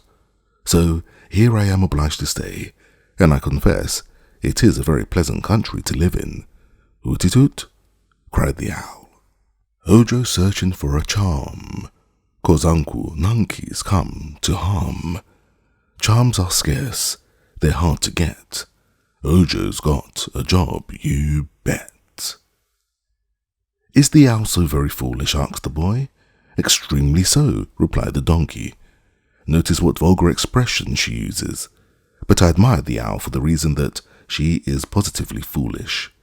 Owls are supposed to be so very wise, generally, that a foolish one is unusual, and you perhaps know that anything or anyone unusual is sure to be interesting to the wise." The owl flapped its wings again, muttering these words. "It's hard to be a glassy cat. No cat can be more hard than that. She's so transparent, every act. It's clear to us, and that's a fact." "Have you noticed my pink brains?" inquired Bungle proudly. "You can see 'em work." "Not in the daytime," said the donkey. "She can't see very well by day, poor thing. But her advice is excellent. I advise you all to follow it." "The owl hasn't given us any advice as yet," the boy declared. "No? Then what do you call all those sweet poems?" "Just foolishness," replied Ojo. "Scraps does the same thing. Foolishness, of course, to be sure. The foolish owl must be foolish, or she wouldn't be the foolish owl." "You are very complimentary to my partner indeed," asserted the donkey, rubbing his front hoofs together as if highly pleased. "The sign says that you are wise," remarked Scraps to the donkey. "I wish you would prove it." "With great pleasure," returned the beast. "Put me to the test, my dear Patches, and I'll prove my wisdom in the wink of an eye." "What is the best way to get to the Emerald City?" asked Ojo. "Walk," said the donkey. "I know, but what road shall I take?" was the boy's next question. "The road of yellow bricks, of course. It leads directly to the Emerald City." "And how shall we find the road of yellow bricks?" "By keeping along the path you have been following. You'll come to the yellow bricks pretty soon, and you'll know them when you see them because they're the only yellow things in the blue country." "Thank you," said the boy. "At last you have told me something." "Is that the extent of your wisdom?" asked Scraps. "No," replied the donkey. "I know many other things, but they wouldn't interest you. So I'll give you a last word of advice. Move on. For the sooner you do that, the sooner you'll get to the Emerald City of Oz. Off you go, fast or slow. Where you're going you don't know. Patches Bungle Munchkin lad, facing fortunes good and bad. Meeting dangers grave and sad, sometimes worried, sometimes glad. Where you're going you don't know, nor do I, but off you go." "Sounds like a hint to me," said the Patchwork Girl. "Then let's take it and go," replied Ojo. They said goodbye to the wise donkey and the foolish owl, and at once resumed their journey. Chapter 9. They Meet the Woozy. "There seem to be very few houses around here after all," remarked Ojo, after they had walked for a time in silence. "Never mind," said Scraps. "We are not looking for houses, but rather the road of yellow bricks. Won't it be funny to run across something yellow in this dismal blue country?" "There are worse colours than yellow in this country," asserted the glass cat, in a spiteful tone. "Oh, do you mean the pink pebbles you call your brains? And your red heart and green eyes?" asked the Patchwork Girl. "No, I mean you, if you must know it," growled the cat. "You're jealous," laughed Scraps. "You'd give your whiskers for a lovely variegated complexion like mine." "I wouldn't," retorted the cat. "I've the clearest complexion in the world, and I don't employ a beauty doctor either." "I see you don't," said Scraps. "Please don't quarrel," begged Ojo. "This is an important journey, and quarrelling makes me discouraged. To be brave, one must be cheerful, so I hope you will be as good-tempered as possible." They had travelled some distance when suddenly they faced a high fence which barred any further progress straight ahead. It ran directly across the road and enclosed a small forest of tall trees set close together. When the group of adventurers peered through the bars of the fence, they thought this forest looked more gloomy and forbidding than any they had ever seen before. They soon discovered that the path they had been following now made a bend and passed around the enclosure, but what made Ojo stop and look thoughtful was a sign painted on the fence which read, "Beware of the Woozy." "That means," he said, "that there's a Woozy inside that fence, and the Woozy must be a dangerous animal, or they wouldn't tell people to beware of it." "Let's keep out then," replied Scraps. "That path is outside the fence, and Mr. Woozy may have all his little forest to himself for all we care." "But one of our errands is to find a Woozy," Ojo explained. "The magician wants me to get 3 hairs from the end of the Woozy's tail." "Let's go on and find some other Woozy," suggested the cat. "This one is ugly and dangerous, or they wouldn't cage him up. Maybe we shall find another that is tame and gentle." "Perhaps there isn't any other at all," answered Ojo. "The sign doesn't say beware a Woozy, it says beware the Woozy, which may mean there's only one in all the land of Oz." "Then," said Scraps, "suppose we go in and find him. Very likely if we ask him politely to let us pull 3 hairs out of the tip of his tail, he won't hurt us." "It would hurt him, I'm sure, and that would make him cross," said the cat. You needn't worry, Bungle, remarked the Patchwork Girl, for if there is danger, you can climb a tree. Ojo and I are not afraid, are we, Ojo? I am a little, the boy admitted, but this danger must be faced. If we intend to save poor Unc Nunkie, how shall we get over the fence? Climb, answered Scraps, and at once she began climbing up the rows of bars. Ojo followed and found it more easy than he had expected. When they got to the top of the fence, they began to get down on the other side, and soon were in the forest.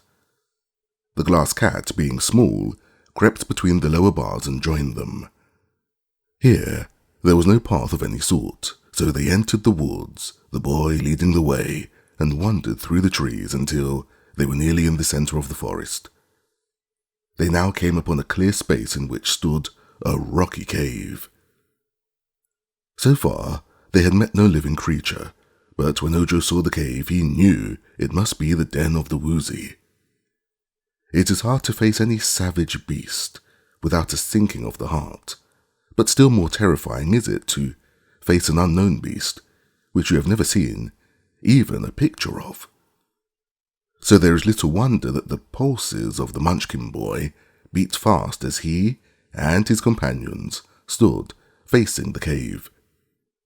The opening was perfectly square and about big enough to admit a goat.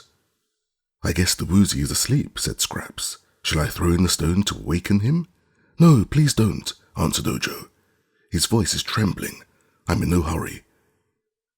But he had not long to wait, for the Woozy heard the sound of voices and came trotting out of his cave.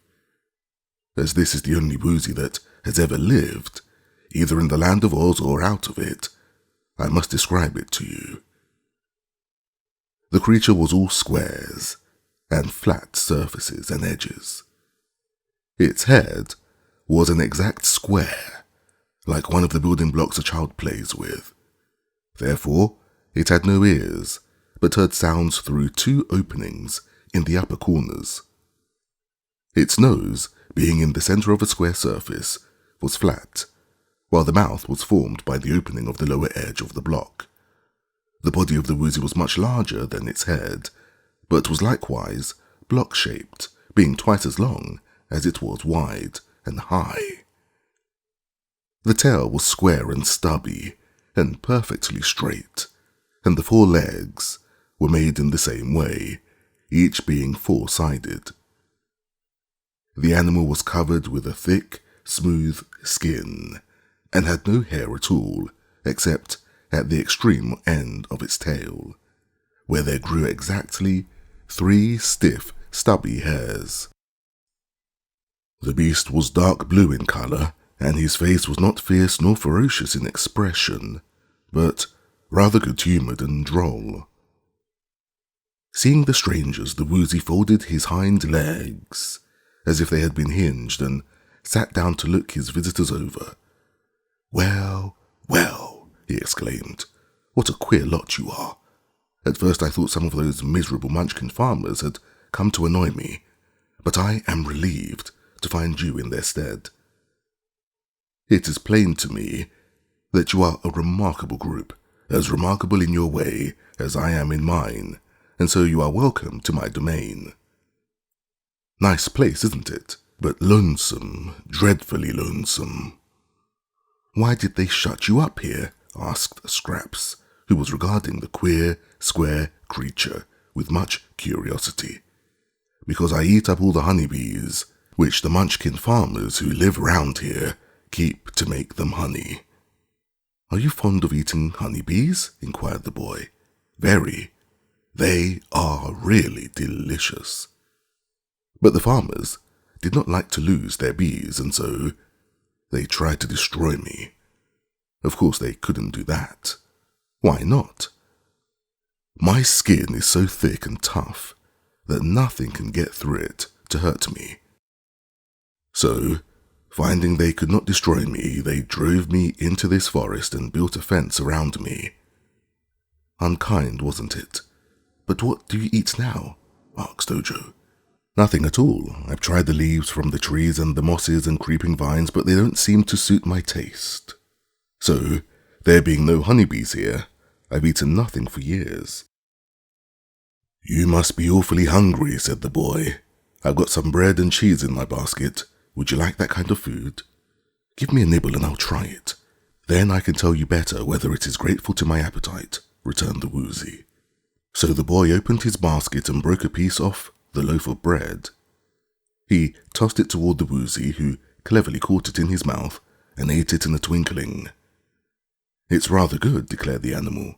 Any more? Try some cheese, said Ojo, and threw down a piece.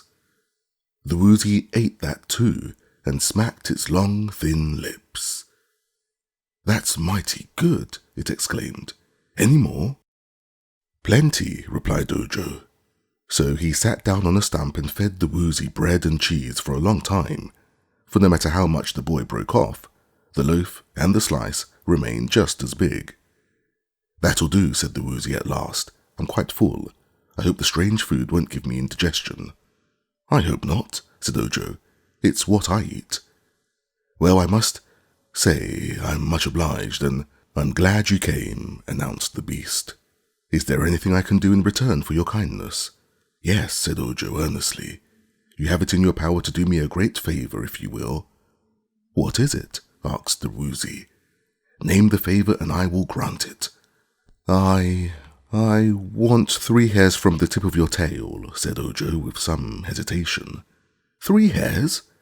Why, that's all I have, on my tail or anywhere else, exclaimed the beast. I know, but I want them very much. They are my sole ornaments, my prettiest feature, said the Woozy uneasily. If I give up those 3 hairs, I'm just a blockhead. Yet I must have them, insisted the boy firmly, and he then told the Woozy all about the accident to Unc Nunkie and Margolot, and how the 3 hairs were to be a part of the magic charm that would restore them to life. The beast listened with attention, and when Ojo had finished the recital, it said, with a sigh, I always keep my word, for I pride myself on being square, so you may have the 3 hairs, and welcome. I think under such circumstances, it would be selfish in me to refuse you. Thank you very much, cried the boy joyfully. May I pull out the hairs now? Any time you like, answered the Woozy. So, Ojo went up to the queer creature, and taking hold of one of the hairs, began to pull. He pulled harder. He pulled with all his might. But the hair remained fast. What's the trouble? Asked the Woozy, which Ojo had dragged here and there, all around the clearing in his endeavour to pull out the hair. It won't come, said the boy, panting. I was afraid of that, declared the beast. You'll have to pull harder. I'll help you, exclaimed Scraps, coming to the boy's side. You pull the hair, and I'll pull you, and together we ought to get it out easily. Wait a jiffy, called the Woozy, and then it went to a tree and hugged it with its front paws so that its body couldn't be dragged around by the pull. All ready now? Go ahead. Ojo grasped the hair with both hands and pulled with all his strength, while Scraps seized the boy around his waist and added her strength to his. But the hair wouldn't budge.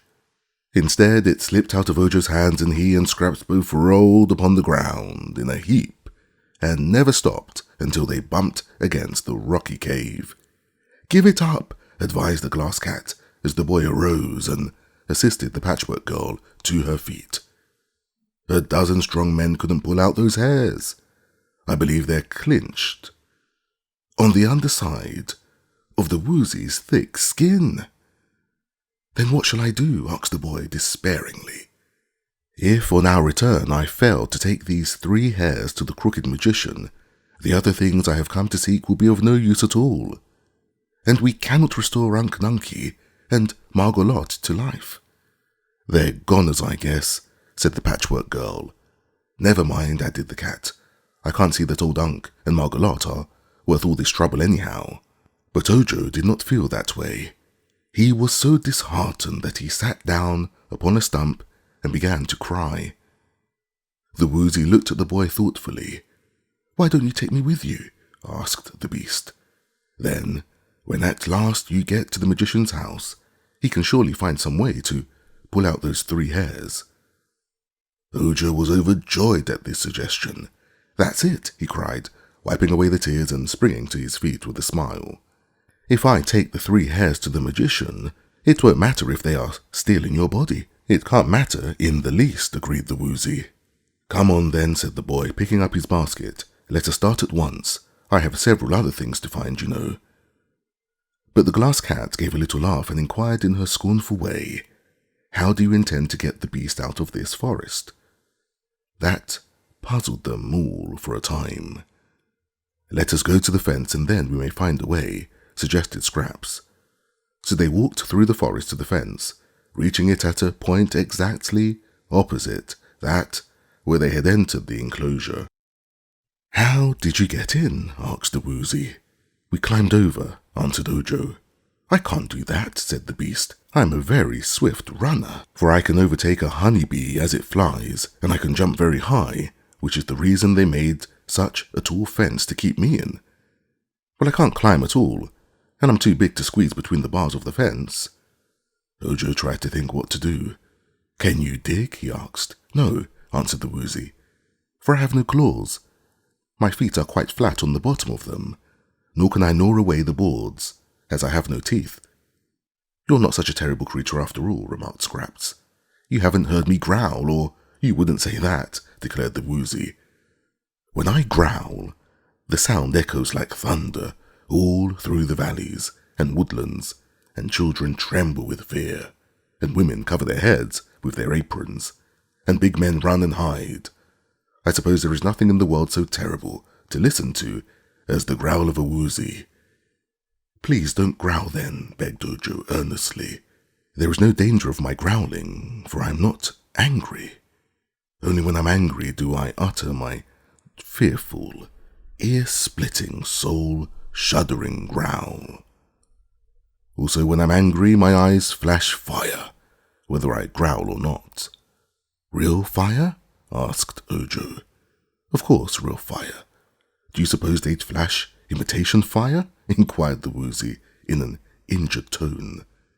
"In that case, I've solved the riddle," cried Scraps, dancing with glee. "Those fence boards are made of wood, and if the Woozy stands close to the fence and lets his eyes flash fire, they might set fire to the fence and burn it up. Then he could walk away with us, easily, being free. Ah, I have never thought of that plan. Or I would have been free long ago," said the Woozy. "But I cannot flash fire from my eyes unless I'm very angry." "Can't you get angry about something, please?" asked Ojo. "I'll try. You just say Crizzle Crew to me." "Will that make you angry?" inquired the boy, terribly angry. "What does it mean?" asked Scraps. "I don't know. That's what makes me so angry," replied the Woozy. He then stood close to the fence, with his head near one of the boards, and Scraps called out, "Crizzle Crew!" Then Ojo said, "Crizzle Crew!" and the glass cat said, "Crizzle Crew!" The Woozy began to tremble with anger, and small sparks darted from his eyes. Seeing this, they all cried "Crizzle Crew" together, and that made the beast's eyes flash fire so fiercely that the fence board caught the sparks and began to smoke. Then it burst into flame, and the Woozy stepped back and said triumphantly, "Aha! That did the business all right. It was a happy thought for you to yell all together, for that made me as angry as I have ever been." "Fine sparks, weren't they? Regular fireworks," replied Scraps admiringly. In a few moments the board had burned to a distance of several feet, leaving an opening big enough for them all to pass through. Ojo broke some branches from a tree, and with them whipped the fire until it was extinguished. "We don't want to burn the whole fence down," said he, "for the flames would attract the attention of the Munchkin farmers, who would then come and capture the Woozy again. I guess they'll be rather surprised when they find he's escaped." "So they will," declared the Woozy, chuckling gleefully. "When they find I'm gone, the farmers will be badly scared. for they'll expect me to eat up their honeybees as I did before." "That reminds me," said the boy, "that you must promise not to eat honeybees while you are in our company." "None at all, not a bee. You would get us all into trouble, and we can't afford to have any more trouble than is necessary. I'll feed you all the bread and cheese you want, and that must satisfy you." "All right, I'll promise," said the Woozy cheerfully. "And when I promise anything, you can depend upon it, 'cause I'm square." "I don't see what difference that makes," observed the Patchwork Girl, as they found the path and continued their journey. "The shape doesn't make a thing honest, does it?" "Of course it does," returned the Woozy very decidedly. "No one could trust that crooked magician, for instance, just because he is crooked, but a square Woozy who couldn't do anything crooked if he wanted to." "I am neither square nor crooked," said Scraps, looking down at her plump body. "No, you're round, so you're liable to do anything," asserted the Woozy. "Do not blame me, Miss Gorgeous, if I regard you with suspicion. Many a satin ribbon has a cotton back." Scraps didn't understand this, but she had an uneasy misgiving that she had a cotton back herself. It would settle down at times and make her squat and dumpy, and then she had to roll herself in the road until her body stretched out again. Chapter 10. Shaggy Man to the Rescue. They had not gone very far before Bungle, who had run on ahead, came bounding back to say that the road of yellow bricks was just before them. At once, they hurried forward to see what this famous road looked like. It was a broad road, but not straight, for it wandered over hill and dale and picked out the easiest places to go. All its length and breadth was paved with smooth bricks of a bright yellow colour, so it was smooth and level, except in a few places where the bricks had crumbled or been removed, leaving holes that might cause the unwary to stumble.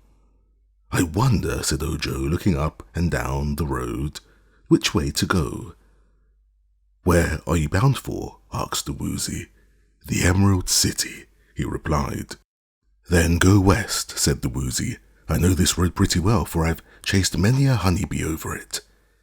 "Have you ever been to the Emerald City?" asked Scraps. "No, I am very shy by nature, as you may have noticed, so I haven't mingled much in society." "Are you afraid of men?" inquired the Patchwork Girl. "Me? With my heart-rending growl? My horrible, shudderful growl? I should say not. I am not afraid of anything," declared the Woozy. "I wish I could say the same," sighed Ojo.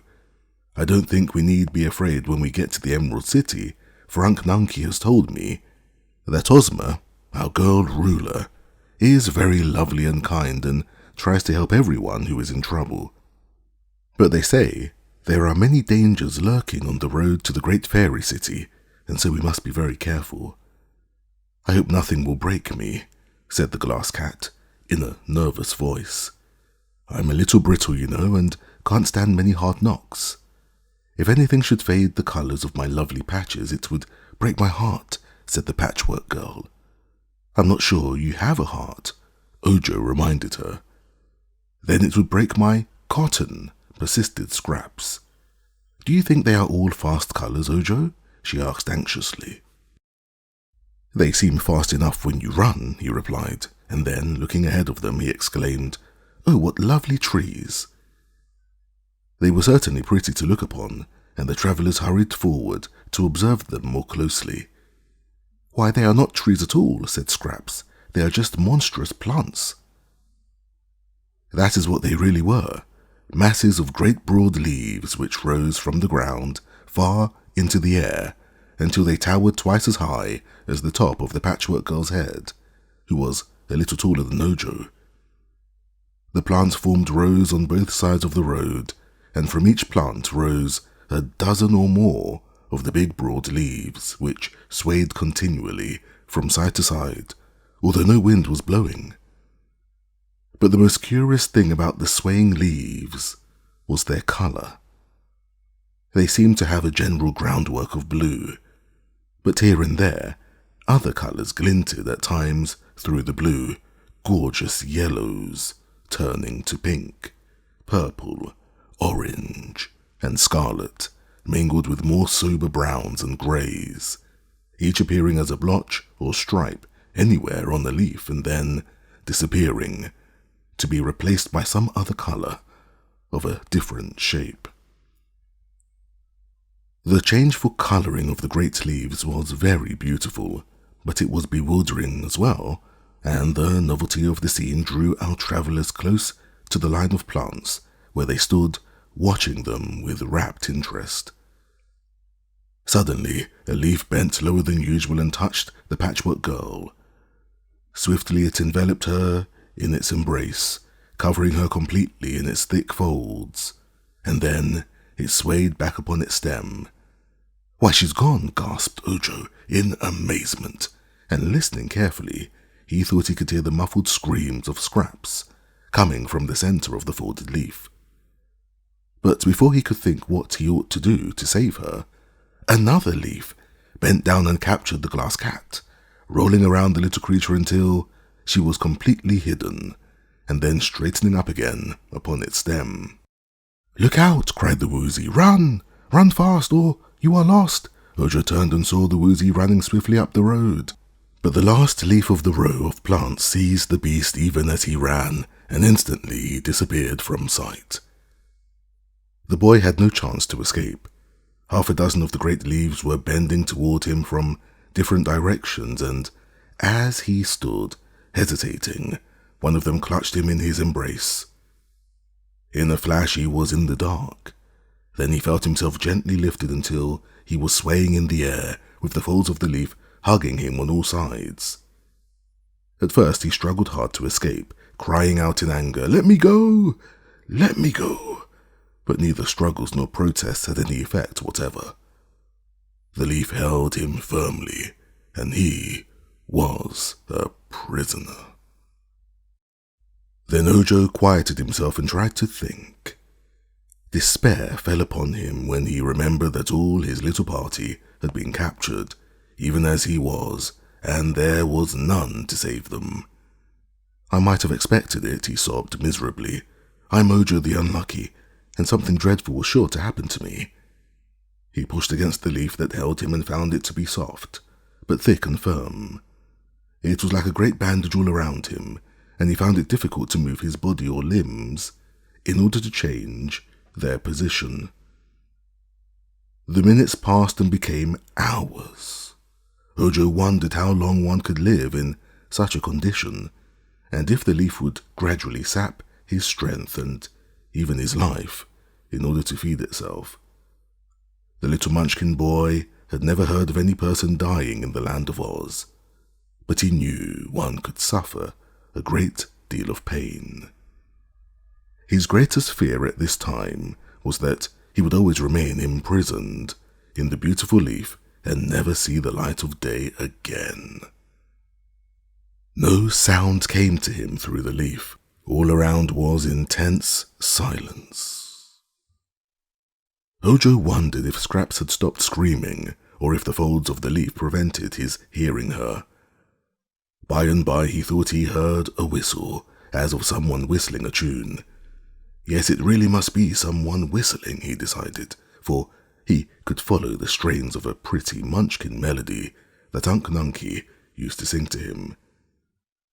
The sounds were low and sweet, and although they reached Ojo's ears very faintly, they were clear and harmonious. Could the leaf whistle? Ojo wondered. Nearer and nearer came the sounds, and then they seemed to be just the other side of the leaf that was hugging him. Suddenly, the whole leaf toppled and fell, carrying the boy with it, and while he sprawled at full length, the folds slowly relaxed and set him free. He scrambled quickly to his feet and found that a strange man was standing before him, a man so curious in appearance that the boy stared with round eyes. He was a big man, with shaggy whiskers, shaggy eyebrows, shaggy hair, but kindly blue eyes that were gentle as those of a cow. On his head was a green velvet hat with a jeweled band, which was all shaggy around the brim. Rich but shaggy laces were at his throat. A coat with shaggy edges was decorated with diamond buttons. The velvet breeches had jeweled buckles at the knees and shags all around the bottoms. On his breast hung a medallion bearing a picture of Princess Dorothy of Oz. And in his hand, as he stood looking at Ojo, was a sharp knife, shaped like a dagger. "Oh!" exclaimed Ojo, greatly astonished at the sight of this stranger. And then he added, "Who has saved me, sir?" "Can't you see?" replied the other with a smile. "I'm the Shaggy Man." "Yes, I can see that," said the boy, nodding. "Was it you who rescued me from the leaf?" "None other, you may be sure. But take care, or I shall have to rescue you again."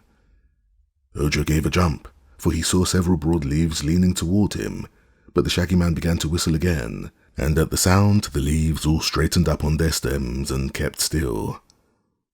The man now took Ojo's arm and led him up the road, past the last of the great plants, and not till he was safely beyond their reach did he cease his whistling. "You see, the music charms 'em," said he. "Singing or whistling, it doesn't matter which, makes 'em behave, and nothing else will. I always whistle as I go by, and so they always let me alone. Today, as I went by whistling, I saw a leaf curled and knew there must be something inside it. I cut down the leaf with my knife, and out you popped. Lucky I passed by, wasn't it?" "You were very kind," said Ojo, "and I thank you. Will you please rescue my companions also?" "What companions?" asked the Shaggy Man. "The leaves grabbed them all," said the boy. "There's a Patchwork Girl and—" "A what?" "A girl made of patchwork, you know. She's alive and her name is Scraps. And there's a glass cat." "Glass?" asked the Shaggy Man. "All glass." "And alive?" "Yes," said Ojo. "She has pink brains. And there's a Woozy." "What's a Woozy?" inquired the Shaggy Man. "Why, I can't describe it," answered the boy, greatly perplexed. "Well, it's a queer animal with 3 hairs on the tip of its tail that won't come out, and—" "What won't come out?" asked the Shaggy Man. "The tail? The hairs won't come out, but you'll see the Woozy if you please. Rescue it. Then you'll know just what it is." "Of course," said the Shaggy Man, nodding his shaggy head. And then he walked back among the plants, still whistling, and found the 3 leaves which were curled around Ojo's travelling companions. The first leaf he cut down released Scraps, and on seeing her, the Shaggy Man threw back his shaggy head, opened wide his mouth, and laughed so shaggily, and yet so merrily, that Scraps liked him at once. Then he took off his hat and made her a low bow, saying, "My dear, you're a wonder. I must introduce you to my friend, the Scarecrow." When he cut down the second leaf, he rescued the glass cat, and Bungle was so frightened that she scampered away like a streak and soon had joined Ojo, when she sat beside him panting and trembling. The last plant of all the row had captured the Woozy, and the big bunch in the center of the curled leaf showed plainly where he was.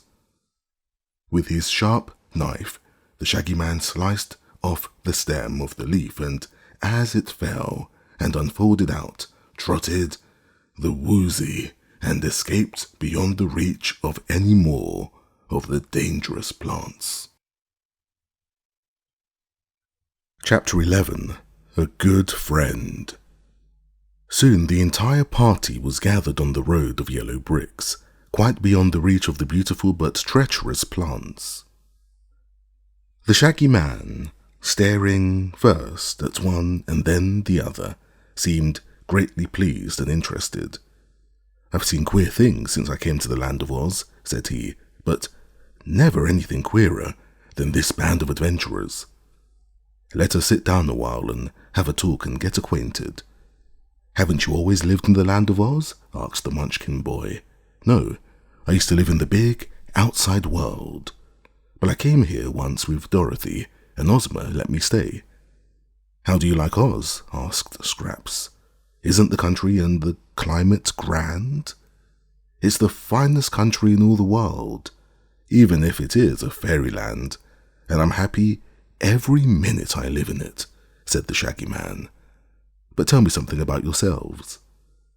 So Ojo related the story of his visit to the house of the Crooked Magician, and how he met there the glass cat, and how the Patchwork Girl was brought to life, and of the terrible accident to Unc Nunkie and Margolot.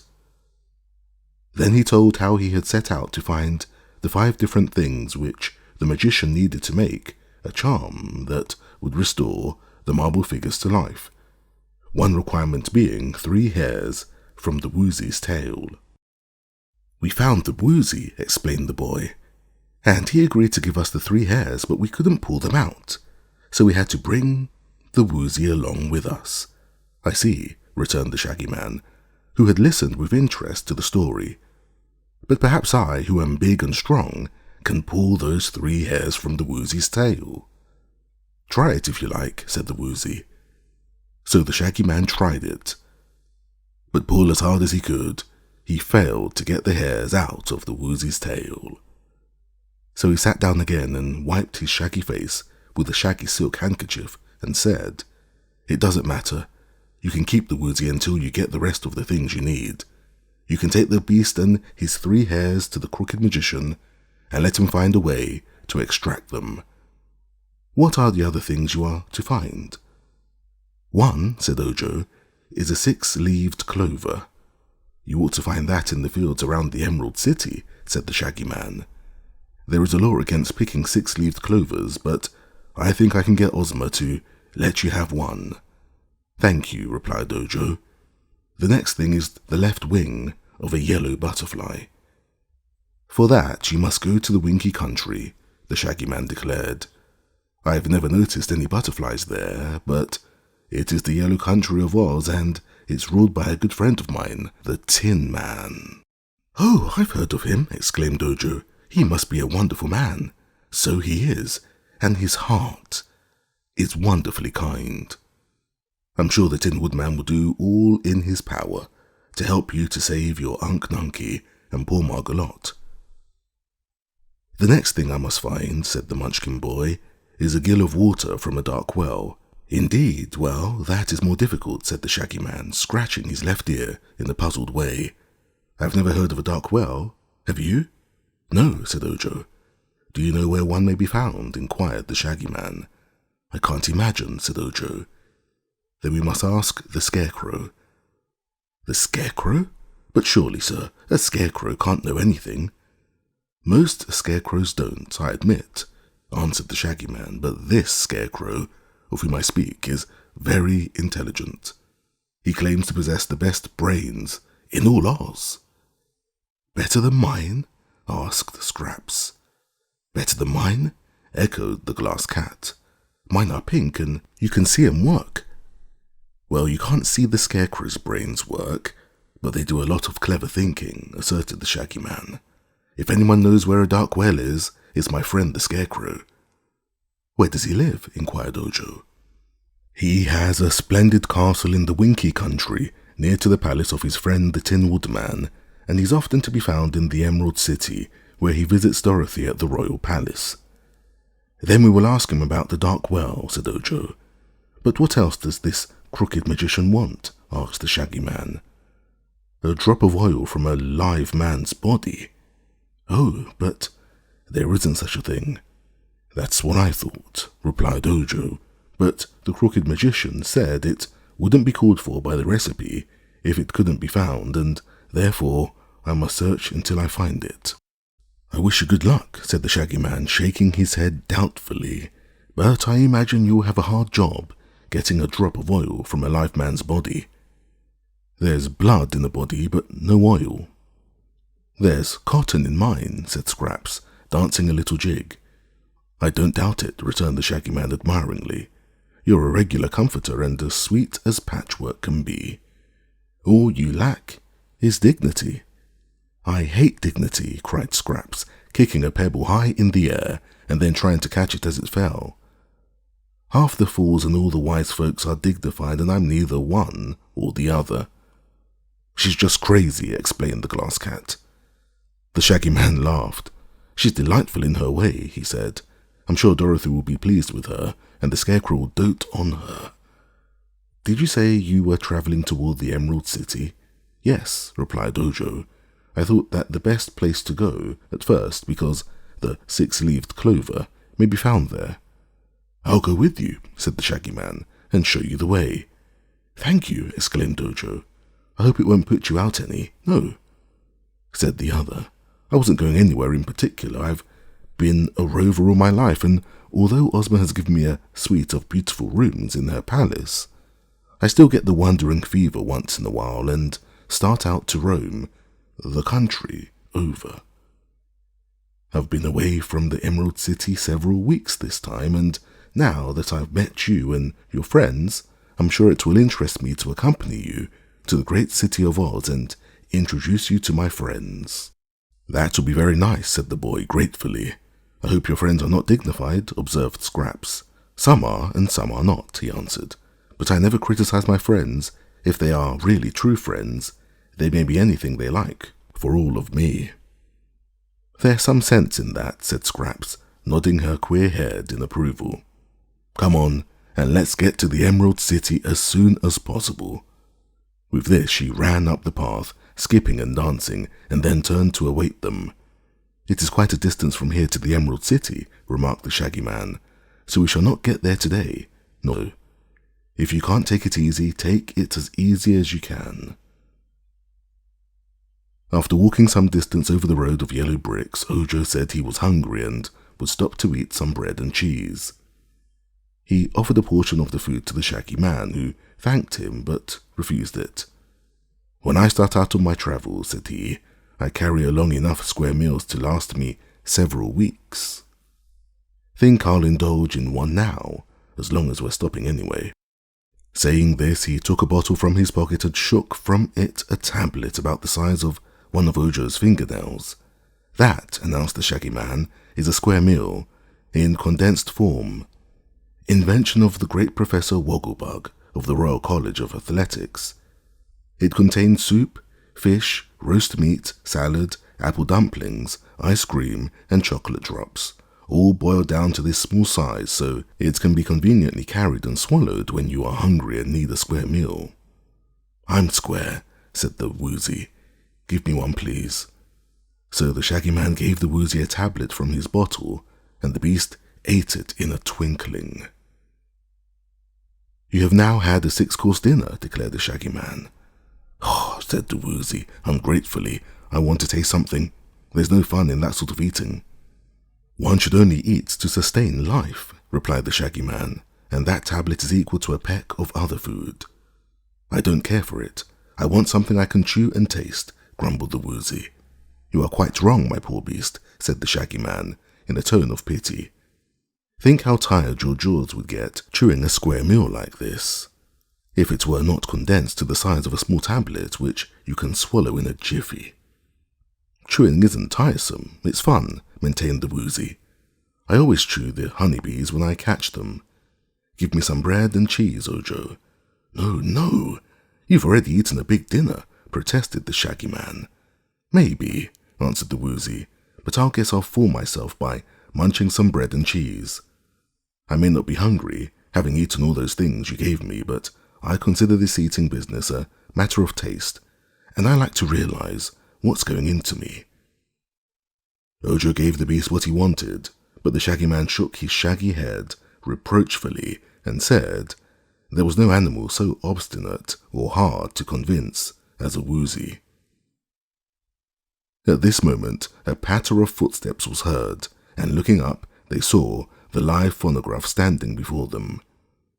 It seemed to have passed through many adventures since Ojo and his comrades last saw the machine, for the varnish of its wooden case was all marred and dented and scratched in a way that gave it an aged and disreputable appearance. Dear me, exclaimed Ojo, staring hard. What has happened to you? Nothing much, replied the phonograph in a sad and depressed voice. I've had enough things thrown at me, since I left you, to stock a department store and furnish 6 bargain counters. "Are you so broken up that you can't play?" asked Scraps. "No, I still am able to grind out delicious music. Just now I have a record on tap that is really superb," said the phonograph, growing more cheerful. "That is too bad," remarked Ojo. "We've no objection to you as a machine, you know, but as a music maker, we hate you." "Then why was I ever invented?" demanded the machine, in a tone of indignant protest. They looked at one another inquiringly, but no one could answer such a puzzling question. Finally, the Shaggy Man said, "I'd like to hear the phonograph play." Ojo sighed. "We've been very happy since we met you, sir," he said. "I know, but a little misery at times makes one appreciate happiness more. Tell me, Phony, what is the record like, which you say you have on tap?" "It's a popular song, sir. In all civilized lands, the common people have gone wild over it." "Makes civilized folks wild, eh? Then it's dangerous. Wild with joy, I mean," explained the phonograph. "Listen. This song will prove a rare treat to you, I know. It made the author rich, for an author. It is called My Lulu." Then the phonograph began to play.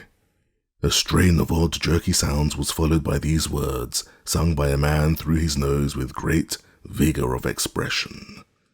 "Ah, wants my Lulu, my coal-black Lulu. Ah, wants my Lulu, Lulu, Lulu, Lulu. Ah, loves my Lulu, my coal-black Lulu. There ain't nobody else who loves Lulu, Lulu." "Here, shut that off," cried the Shaggy Man, springing to his feet. "What do you mean by such impertinence?" "It's the latest popular song," declared the phonograph, speaking in a sulky tone. "A popular song, yes? One that the feeble-minded can remember the words of and those ignorant of music can whistle or sing. That makes a popular song popular, and the time is coming when it will take the place of all other songs." "That time won't come to us just yet," said the Shaggy Man sternly. "I'm something of a singer myself, and I don't intend to be throttled by any Lulus like your coal-black one. I shall take you all apart, Mr. Phony, and scatter your pieces far and wide over the country, as a matter of kindness to the people you might meet if allowed to run around loose. Having performed this painful duty, I shall—" But before he could say more, the phonograph turned and dashed up the road as fast as its 4 table legs could carry it, and soon it had entirely disappeared from their view. The Shaggy Man sat down again and seemed well pleased. "Someone else will save me the trouble of scattering that phonograph," said he, "for it is not possible that such a music maker can last long in the land of Oz. When you are rested, friends, let us go on our way." During the afternoon, the travelers found themselves in a lonely and uninhabited part of the country. Even the fields were no longer cultivated, and the country began to resemble a wilderness. The road of yellow bricks seemed to have been neglected and became uneven and more difficult to walk upon. Scrubby underbrush grew on either side of the way, while huge rocks were scattered around in abundance.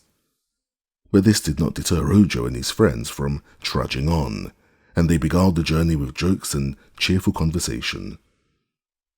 Toward evening, they reached a crystal spring, which gushed from a tall rock by the roadside, and near this spring stood a deserted cabin. Said the Shaggy Man, "Halting here. We may as well pass the night here, where there is shelter for our heads and good water to drink. Road beyond here is pretty bad. Worst, we shall have to travel, so let's wait until morning before we tackle it." They agreed to this, and Ojo found some brushwood in the cabin and made a fire on the hearth. The fire delighted Scraps, who danced before it until Ojo warned her she might set fire to herself and burn up.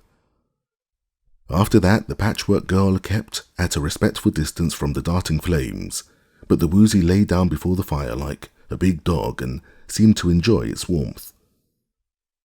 For supper, the Shaggy Man ate one of his tablets, but Ojo stuck to his bread and cheese as the most satisfying food. He also gave a portion to the Woozy. When darkness came on and they sat in a circle on the cabin floor, facing the firelight, there being no furniture of any sort in the place, Ojo said to the Shaggy Man, "Won't you tell us a story?" "I've not got good at stories," was the reply, "but I sing like a bird."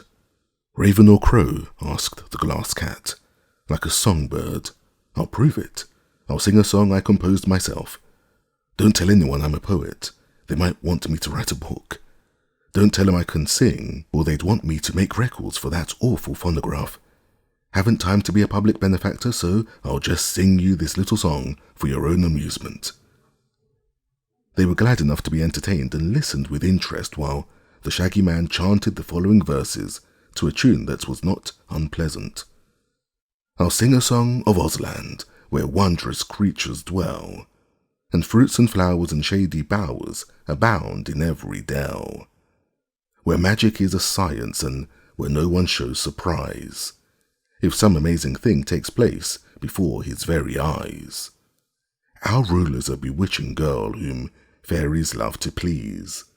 She's always kept her magic scepter to enforce decrees, to make her people happy, for her heart is kind and true, and to aid the needy and distressed is what she longs to do.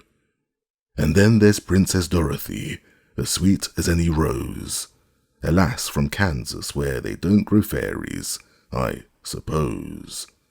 And there's the brainy scarecrow, with a body stuffed with straw, who utters words of wisdom rare, that fills us all with awe. I'll not forget Nick Chopper, the woodman made of tin, whose tender heart thinks killing time is quite a dreadful sin. Nor old Professor Wogglebug, who's highly magnified, and looks so good to everyone that he is filled with pride.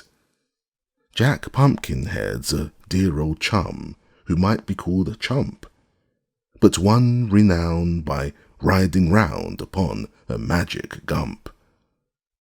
The Sawhorse is a splendid steed, and though he's made of wood, he does as many thrilling stunts as any meat horse could.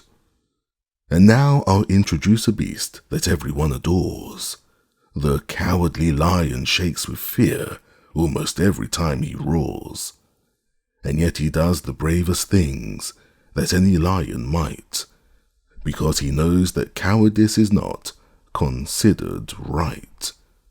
There's Tik-Tok. He's a clockwork man and quite a funny sight. He talks and walks mechanically when he's wound up tight, and with a hungry tiger who would babies love to eat, but never does because we feed him other kinds of meat. It's hard to name all of the freaks this noble land's acquired. 'Twould make my song so very long that you would soon be tired. But give attention while I mention one wise yellow hen, and 9 fine tiny piglets living in a golden pen. Just search the whole world over, sail the seas from coast to coast.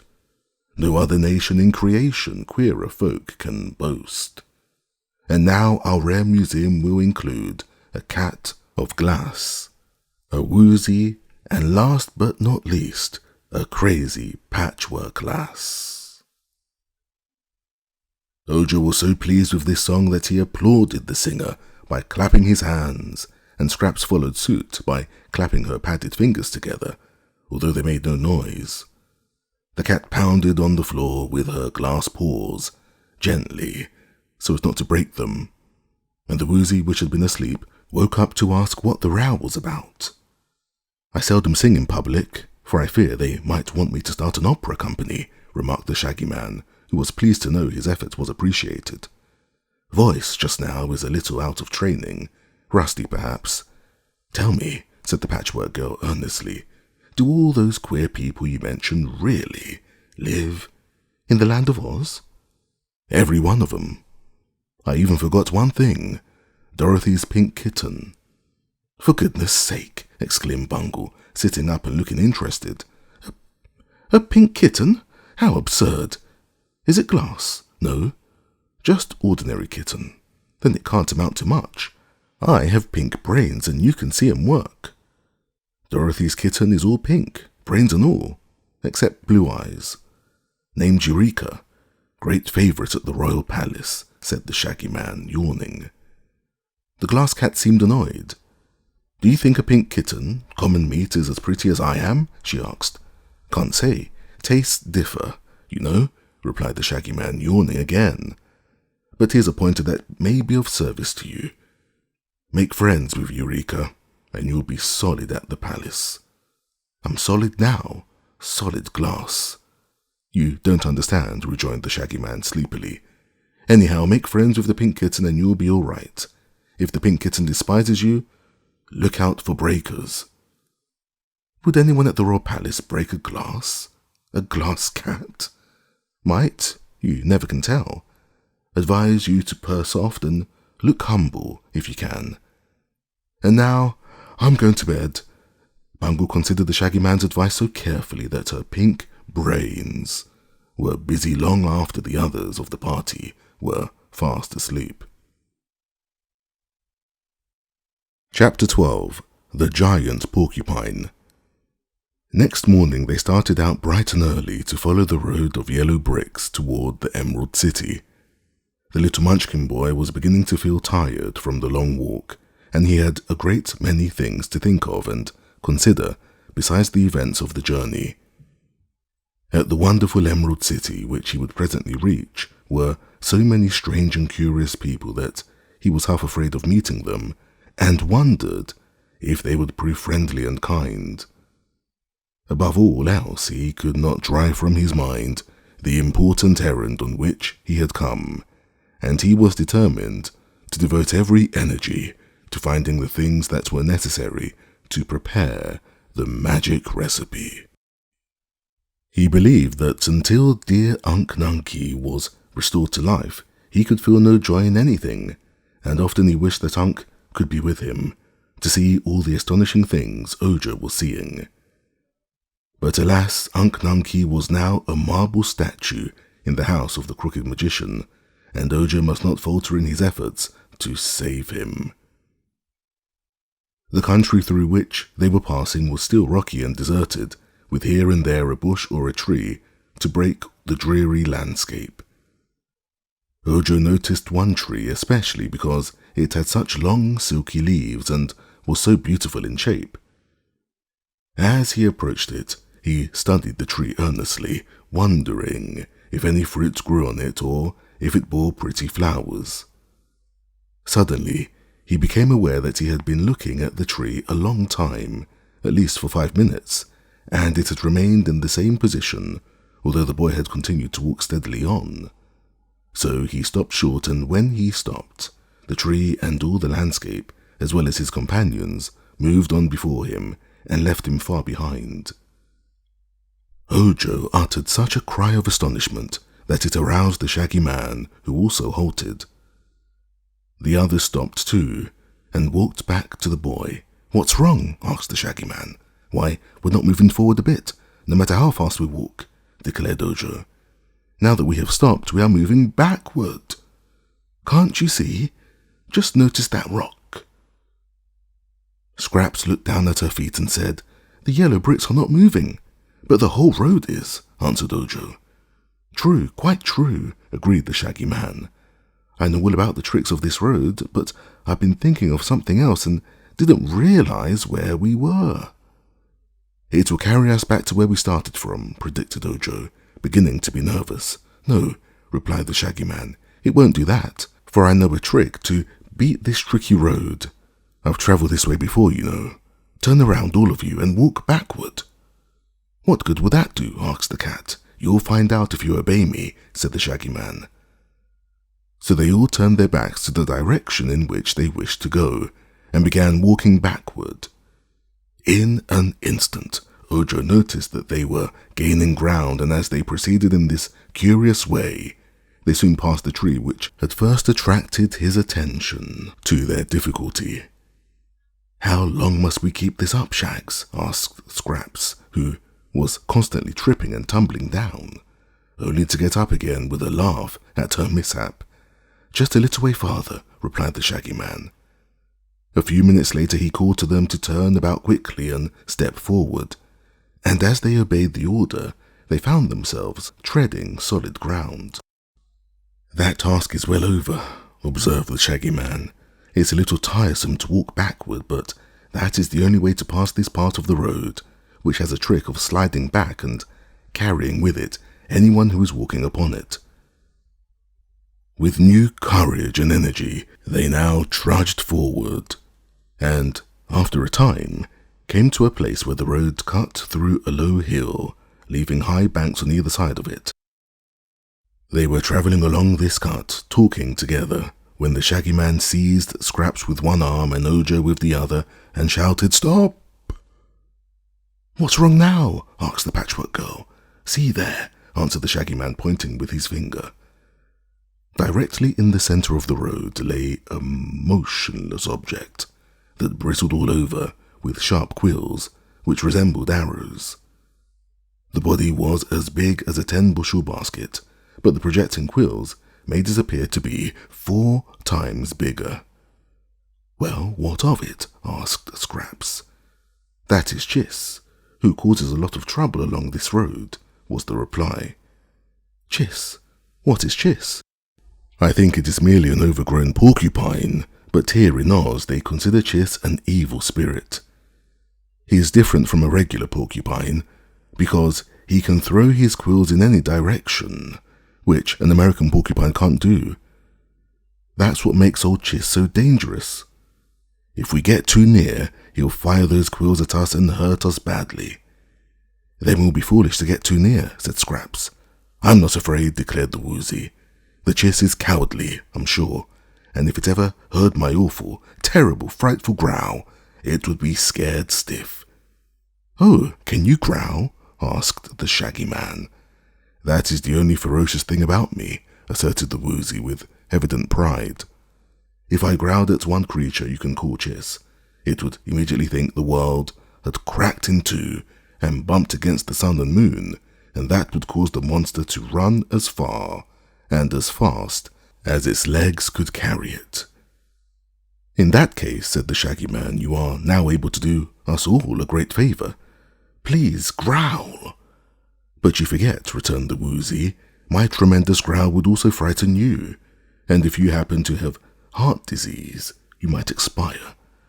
"True, but we must take that risk," decided the Shaggy Man bravely.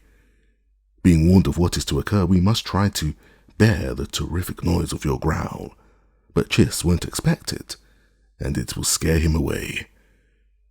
The Woozy hesitated. "I'm fond of you all, and I hate to shock you," it said. "Never mind," said Ojo. "You may be made deaf. If so, we will forgive you." "Very well then," said the Woozy in a determined voice, and advanced a few steps forward toward the giant porcupine. Pausing to look back, it asked, "All ready?" "All ready," they answered. "Then cover up your ears and brace yourselves firmly. Now then, look out." The Woozy turned toward Chiss, opened wide its mouth, and said, "Quick!" "Go ahead and growl," said Scraps. "Why, I did growl," retorted the Woozy, who seemed much astonished. "What? That little squeak?" she cried. "It is the most awful growl that ever was heard, on land or sea, in caverns or in the sky," protested the Woozy. "I wonder you stood the shock so well. Didn't you feel the ground tremble? I suppose Chiss is now quite dead with fright." The Shaggy Man laughed merrily. "Poor Woos," said he, "your growl wouldn't scare a fly." The Woozy seemed to be humiliated and surprised. It hung its head a moment, as if in shame or sorrow. But then it said with renewed confidence, "Anyhow, my eyes can flash fire, and good fire too, good enough to set fire to a fence." "That is true," declared Scraps. "I saw it done myself, but your ferocious growl isn't as loud as the tick of a beetle or one of Ojo's snores when he's fast asleep." "Perhaps," said the Woozy humbly, "I have been mistaken about my growl. It has always sounded very fearful to me, but that may have been because it was so close to my ears." "Never mind," Ojo said soothingly. "It is a great talent to be able to flash fire from your eyes. No one else can do that." As they stood hesitating what to do, Chiss stirred and suddenly a shower of quills came flying toward them, almost filling the air. They were so many. Scraps realized in an instant that they had gone too near to Chiss for safety, so she sprang in front of Ojo and shielded him from the darts, which struck their points into her own body until she resembled one of those targets they shoot arrows at in archery games. The Shaggy Man dropped flat on his face to avoid the shower, but one quill struck him in the leg and went far in. As for the glass cat, the quills rattled off her body without making even a scratch, and the skin of the Woozy was so thick and tough that he was not hurt at all. When the attack was over, they all ran to the Shaggy Man, who was moaning and groaning, and Scraps promptly pulled the quill out of his leg. Then up he jumped and ran over to Chiss, putting his foot on the monster's neck and holding it a prisoner. The body of the great porcupine was now as smooth as leather, except for the holes where the quills had been, for it had shot every single quill in that one wicked shower. "Let me go," it shouted angrily. "How dare you put your foot on Chiss? I'm going to do worse than that, old boy," replied the Shaggy Man. "You have annoyed travelers on this road long enough, and now I shall put an end to you." "You can't," returned Chiss. "Nothing can kill me, as you know perfectly well." "Perhaps it is true," said the Shaggy Man in a tone of disappointment. "Seems to me I've been told before that you can't be killed. But if I let you go, what will you do?" "Pick up my quills again," said Chiss in a sulky voice, "and then shoot them at more travelers?" "No, that won't do. You must promise me to stop throwing quills at people." "I won't promise anything of the sort," declared Chiss. "Why not?" "Because it is my nature to throw quills, and every animal must do what nature intends it to do." "It isn't fair for you to blame me. If it were wrong for me to throw quills, then I wouldn't be made with quills to throw. The proper thing for you to do is to keep out of my way." "Why, there's some sense in that argument," admitted the Shaggy Man thoughtfully. "But people who are strangers and don't know you are here won't be able to keep out of your way." "Tell you what," said Scraps, who was trying to pull the quills out of her own body. "Let's gather up all the quills and take them away with us. Then old Chiss won't have any left to throw at people." "Ah, that's a clever idea. You and Ojo must gather up the quills while I hold Chiss a prisoner, for if I let him go, he will get some of his quills and be able to throw them again." So Scraps and Ojo picked up all the quills and tied them in a bundle so they might easily be carried. After this, the Shaggy Man released Chiss and let him go, knowing that he was harmless to injure anyone. "It's the meanest trick I ever heard of," muttered the porcupine gloomily. "How would you like it, Shaggy Man, if I took all your shags away from you?"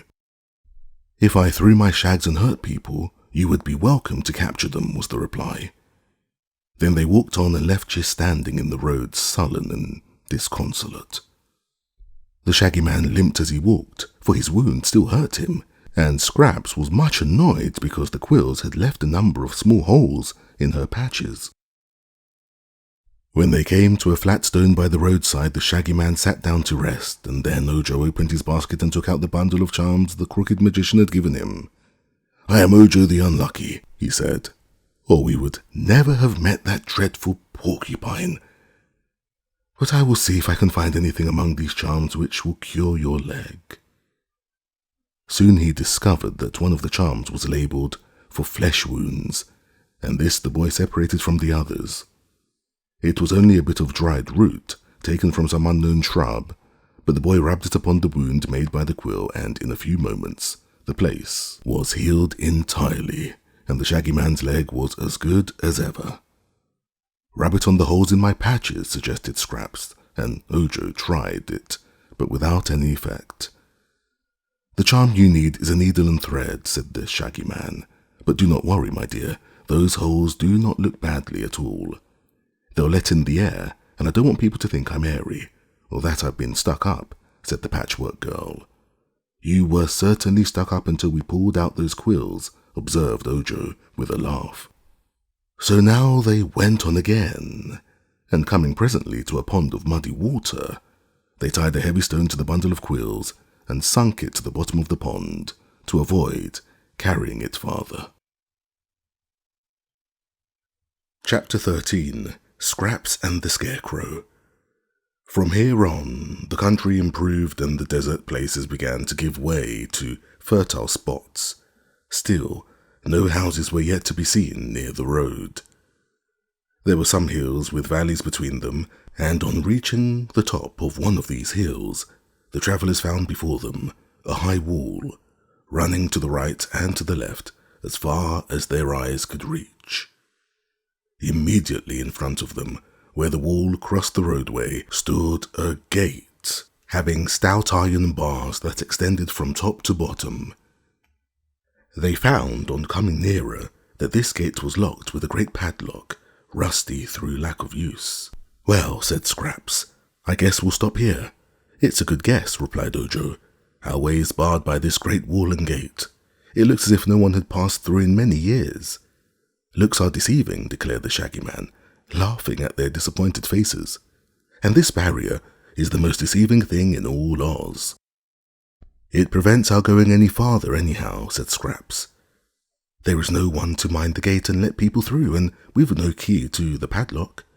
"True," replied Ojo, going a little nearer to peep through the bars of the gate. "What shall we do, Shaggy Man?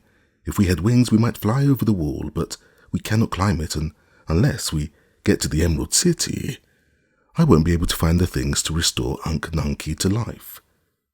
"All very true," answered the Shaggy Man quietly. "But I know this gate, having passed through it many times." "How?" they all eagerly inquired. "I'll show you how," said he. He stood Ojo in the middle of the road and placed Scraps just behind him, with her padded hands on his shoulders. After the Patchwork Girl came the Woozy, who held a part of her skirt in his mouth. Then, last of all, was the Glass Cat, holding fast to the Woozy's tail with her glass jaws. "Now," said the Shaggy Man, "you must all shut your eyes tight, and keep them shut until I tell you to open them." "I can't," objected Scraps. "My eyes are buttons, and they won't shut." So the Shaggy Man tied his red handkerchief over the Patchwork Girl, over her eyes, and examined all the others to make sure they had their eyes fast shut and could see nothing. "What's the game, anyhow? Blind man's buff?" asked Scraps. "Keep quiet," commanded the Shaggy Man sternly. "All ready? Then follow me." He took Ojo's hand and led him forward over the road of yellow bricks toward the gate. Holding fast to one another, they all followed in a row, expecting every minute to bump against the iron bars. The Shaggy Man also had his eyes closed, but marched straight ahead, nevertheless, and after he had taken 100 steps, by actual count, he stopped and said, "Now you may open your eyes." They did so, and to their astonishment found the wall and the gateway far behind them, while in front the former blue country of the Munchkins had given way to green fields, with pretty farmhouses scattered among them. "That wall," explained the Shaggy Man, "is what is called an optical illusion. It is quite real while you have your eyes open, but if you are not looking at it, the barrier doesn't exist at all. It's the same way with many other evils in life. They seem to exist, and yet it's all seeming and not true. You will notice that the wall, or what we thought was a wall, separates the Munchkin Country from the green country that surrounds the Emerald City, which lies exactly in the center of Oz. There are 2 roads of yellow bricks through the Munchkin Country, but the one we followed is the best of the 2. Dorothy once travelled the other way and met with more dangers than we did. But all our troubles are over for the present, as another day's journey will bring us to the great Emerald City." They were delighted to know this, and proceeded with new courage. In a couple of hours they stopped at a farmhouse, where the people were very hospitable and invited them to dinner. The farm folk regarded Scraps with much curiosity, but no great astonishment, for they were accustomed to seeing extraordinary people in the land of Oz.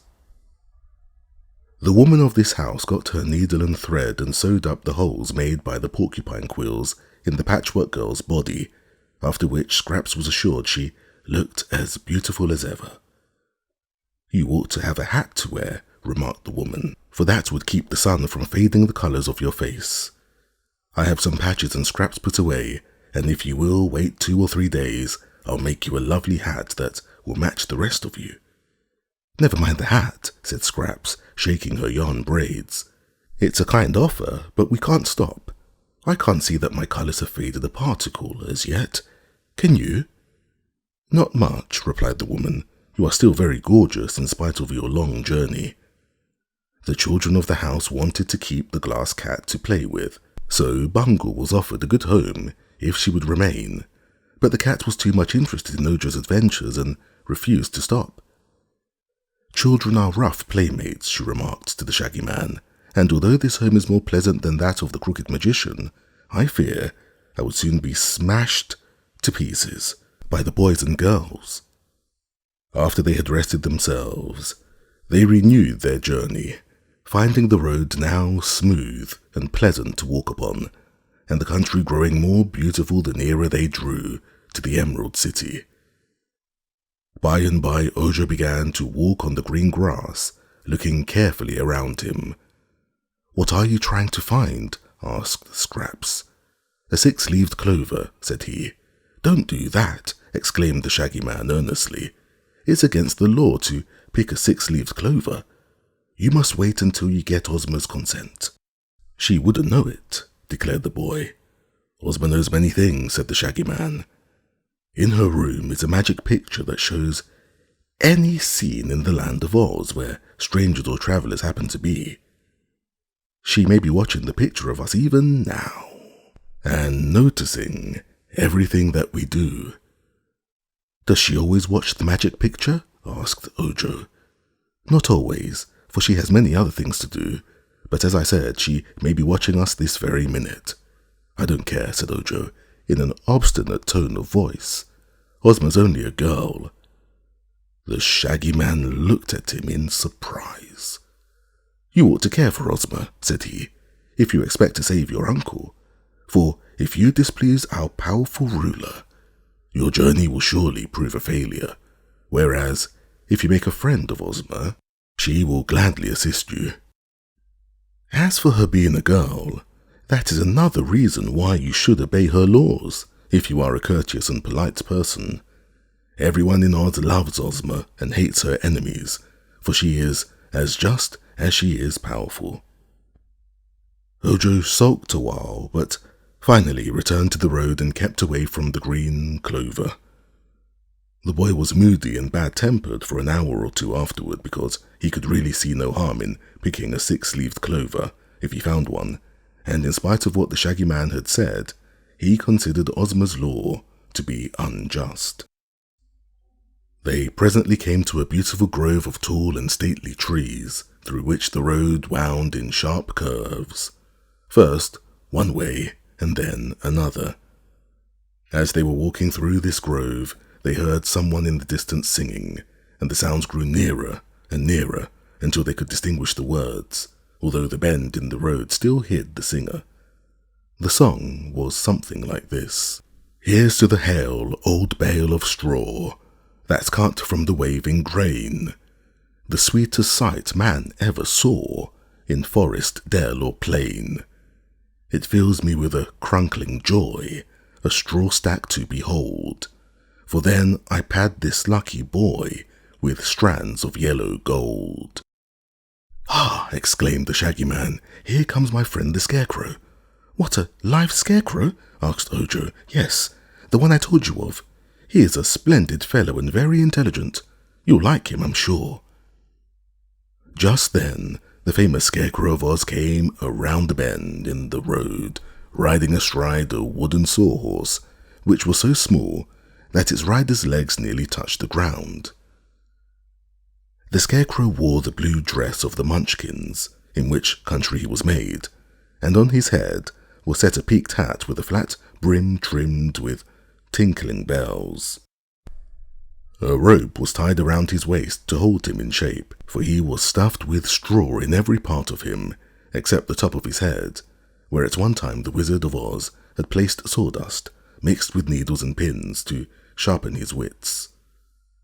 The head itself was merely a bag of cloth fastened to the body at the neck, and on the front of this bag was painted the face, ears, eyes, nose, and mouth.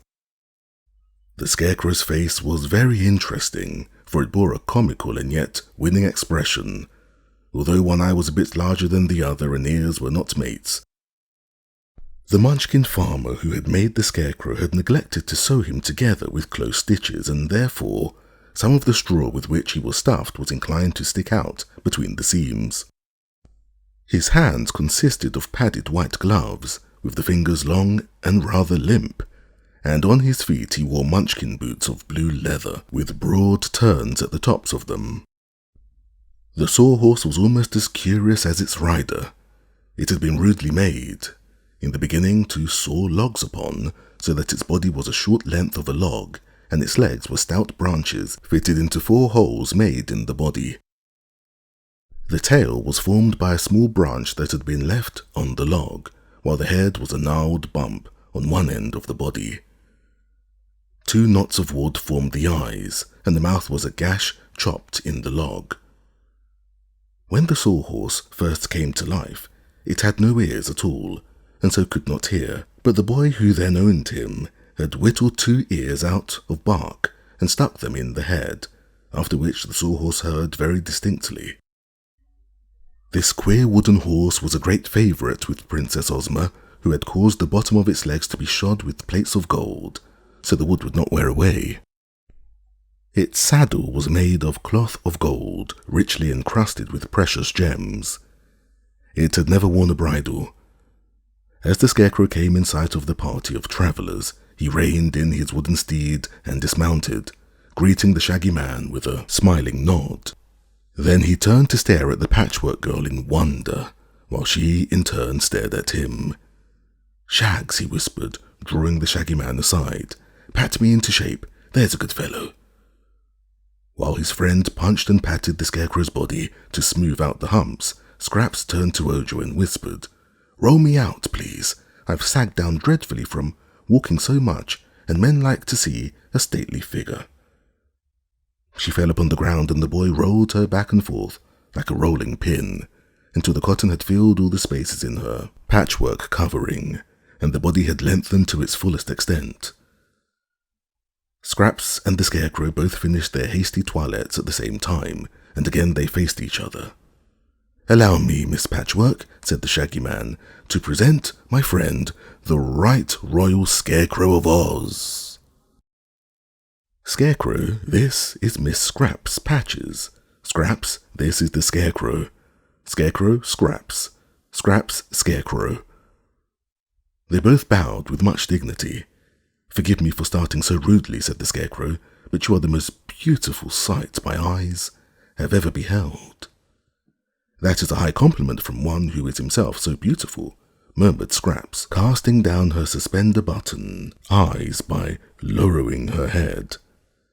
"But tell me, good sir, are you not a trifle lumpy?" "Yes, of course, that's my straw, you know. It bunches up sometimes, in spite of all my efforts to keep it even." "Doesn't your straw ever bunch?" "Oh, I'm stuffed with cotton," said Scraps. "It never bunches, but it's inclined to pack down and make me sag." "But cotton is a high-grade stuffing. I may say it is even more stylish, not to say aristocratic, than straw," said the Scarecrow politely. "Still, it is but proper that one so entrancingly lovely should have the best stuffing there is going.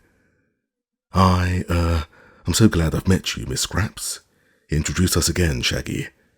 "Once is enough," replied the Shaggy Man, laughing at his friend's enthusiasm. "Then tell me where you found her, and, dear me, what a queer cat.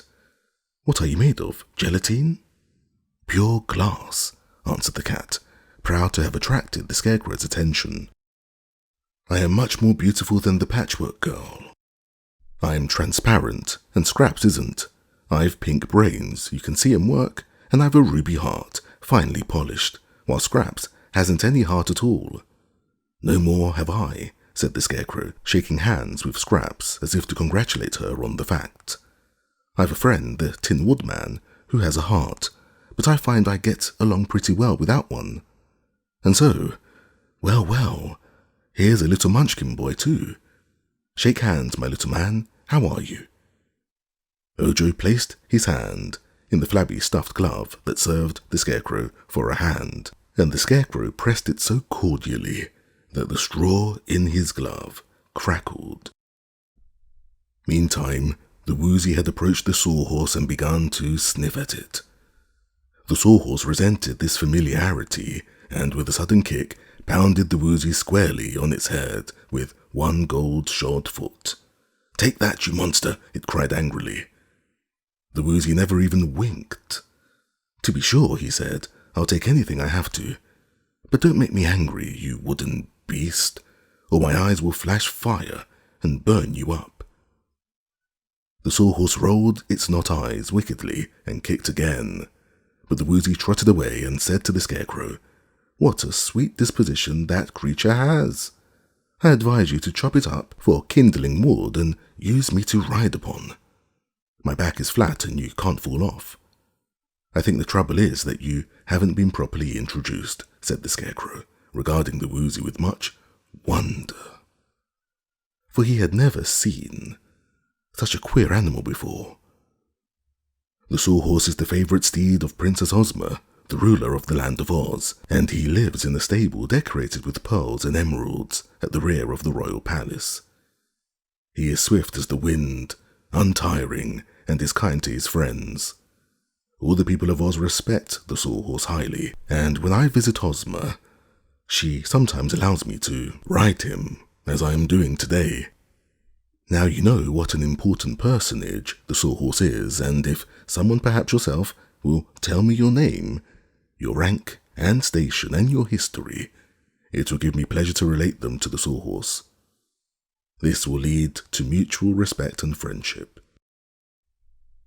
The Woozy was somewhat abashed by this speech and did not know how to reply, but Ojo said, "This square beast is called the Woozy, and he isn't of much importance except that he has 3 hairs growing on the tip of his tail." The Scarecrow looked and saw that this was true. "But," said he, in a puzzled way, "what makes those 3 hairs important? The Shaggy Man has thousands of hairs, but no one has ever accused him of being important." So Ojo related the sad story of Unc Nunkie's transformation into a marble statue, and told how he had set out to find the things the crooked magician wanted in order to make a charm that would restore his uncle to life. One of the requirements was 3 hairs from a Woozy's tail, but not being able to pull out the hairs, they had been obliged to take the Woozy with them. The Scarecrow looked grave as he listened and shook his head several times as if in disapproval. "We must see Ozma about this matter," he said. "That crooked magician is breaking the law by practicing magic without a license, and I'm not sure Ozma will allow him to restore your uncle to life." "Already I have warned the boy of that," declared the Shaggy Man. At this, Ojo began to cry. "I want my Unc Nunkie," he exclaimed. "I know how he can be restored to life, and I'm going to do it. Ozma or no Ozma. What rights has this girl ruler to keep my Unc Nunkie a statue forever?" "Don't worry about that just now," advised the Scarecrow. "Go on to the Emerald City, and when you reach it, have the Shaggy Man take you to see Dorothy. Tell her your story, and I'm sure she will help you. Dorothy is Ozma's best friend, and if you can win her to your side, your uncle is pretty safe to live again." Then he turned to the Woozy and said, "I'm afraid you are not important enough to be introduced to the Sawhorse after all." "I'm a better beast than he is," retorted the Woozy indignantly. "My eyes can flash fire, and his can't." "Is this true?" inquired the Scarecrow, turning to the Munchkin boy. "Yes," said Ojo, and told how the Woozy had set fire to the fence.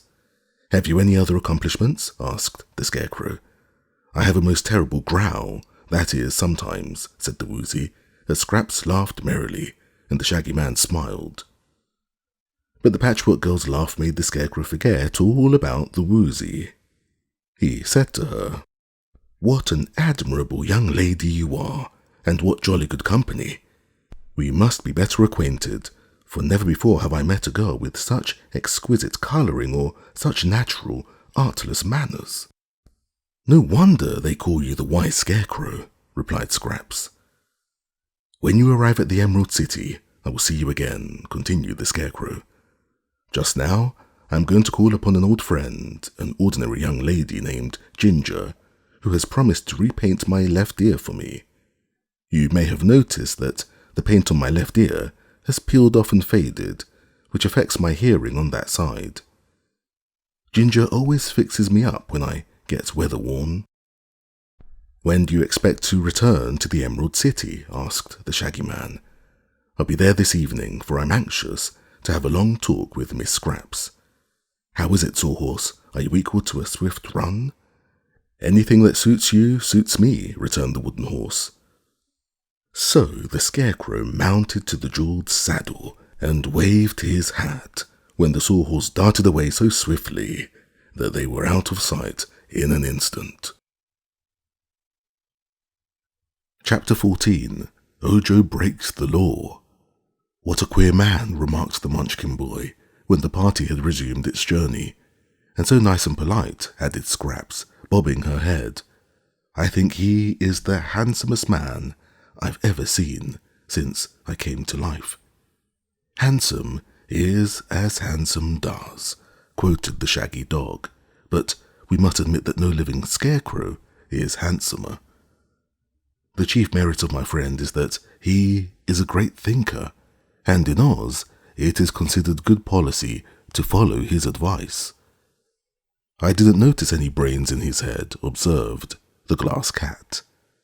"You can't see 'em work, but they're there all right," declared the Shaggy Man. "I hadn't much confidence in his brains myself when first I came to Oz, for a humbug wizard gave them to him. But I was soon convinced that the Scarecrow is really wise, and, unless his brains make him so, such wisdom is unaccountable." "Is the Wizard of Oz a humbug?" asked Ojo. "Not now. He was once, but he has reformed and now assists Glinda the Good, who is the Royal Sorceress of Oz and the only one licensed to practice magical sorcery. Glinda has taught our old wizard a good many clever things, so he's no longer a humbug." They walked a little while in silence, and then Ojo said, "If Ozma forbids the Crooked Magician to restore Unc Nunkie to life, what should I do?" The Shaggy Man shook his head. "In that case, you can't do anything," he said. "But don't be discouraged yet. We will go to Princess Dorothy and tell her your troubles, and then we will let her talk to Ozma.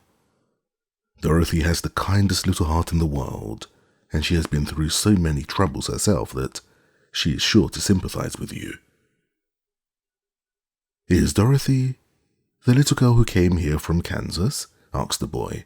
"Yes. In Kansas she was Dorothy Gale. I used to know her there, and she brought me to the land of Oz. But now Ozma has made her a princess, and Dorothy's Aunt Em and Uncle Henry are here too." Here the Shaggy Man uttered a long sigh, and then he continued, "It's a queer country, this land of Oz, but I like it nevertheless." "What is queer about it?" asked Scraps.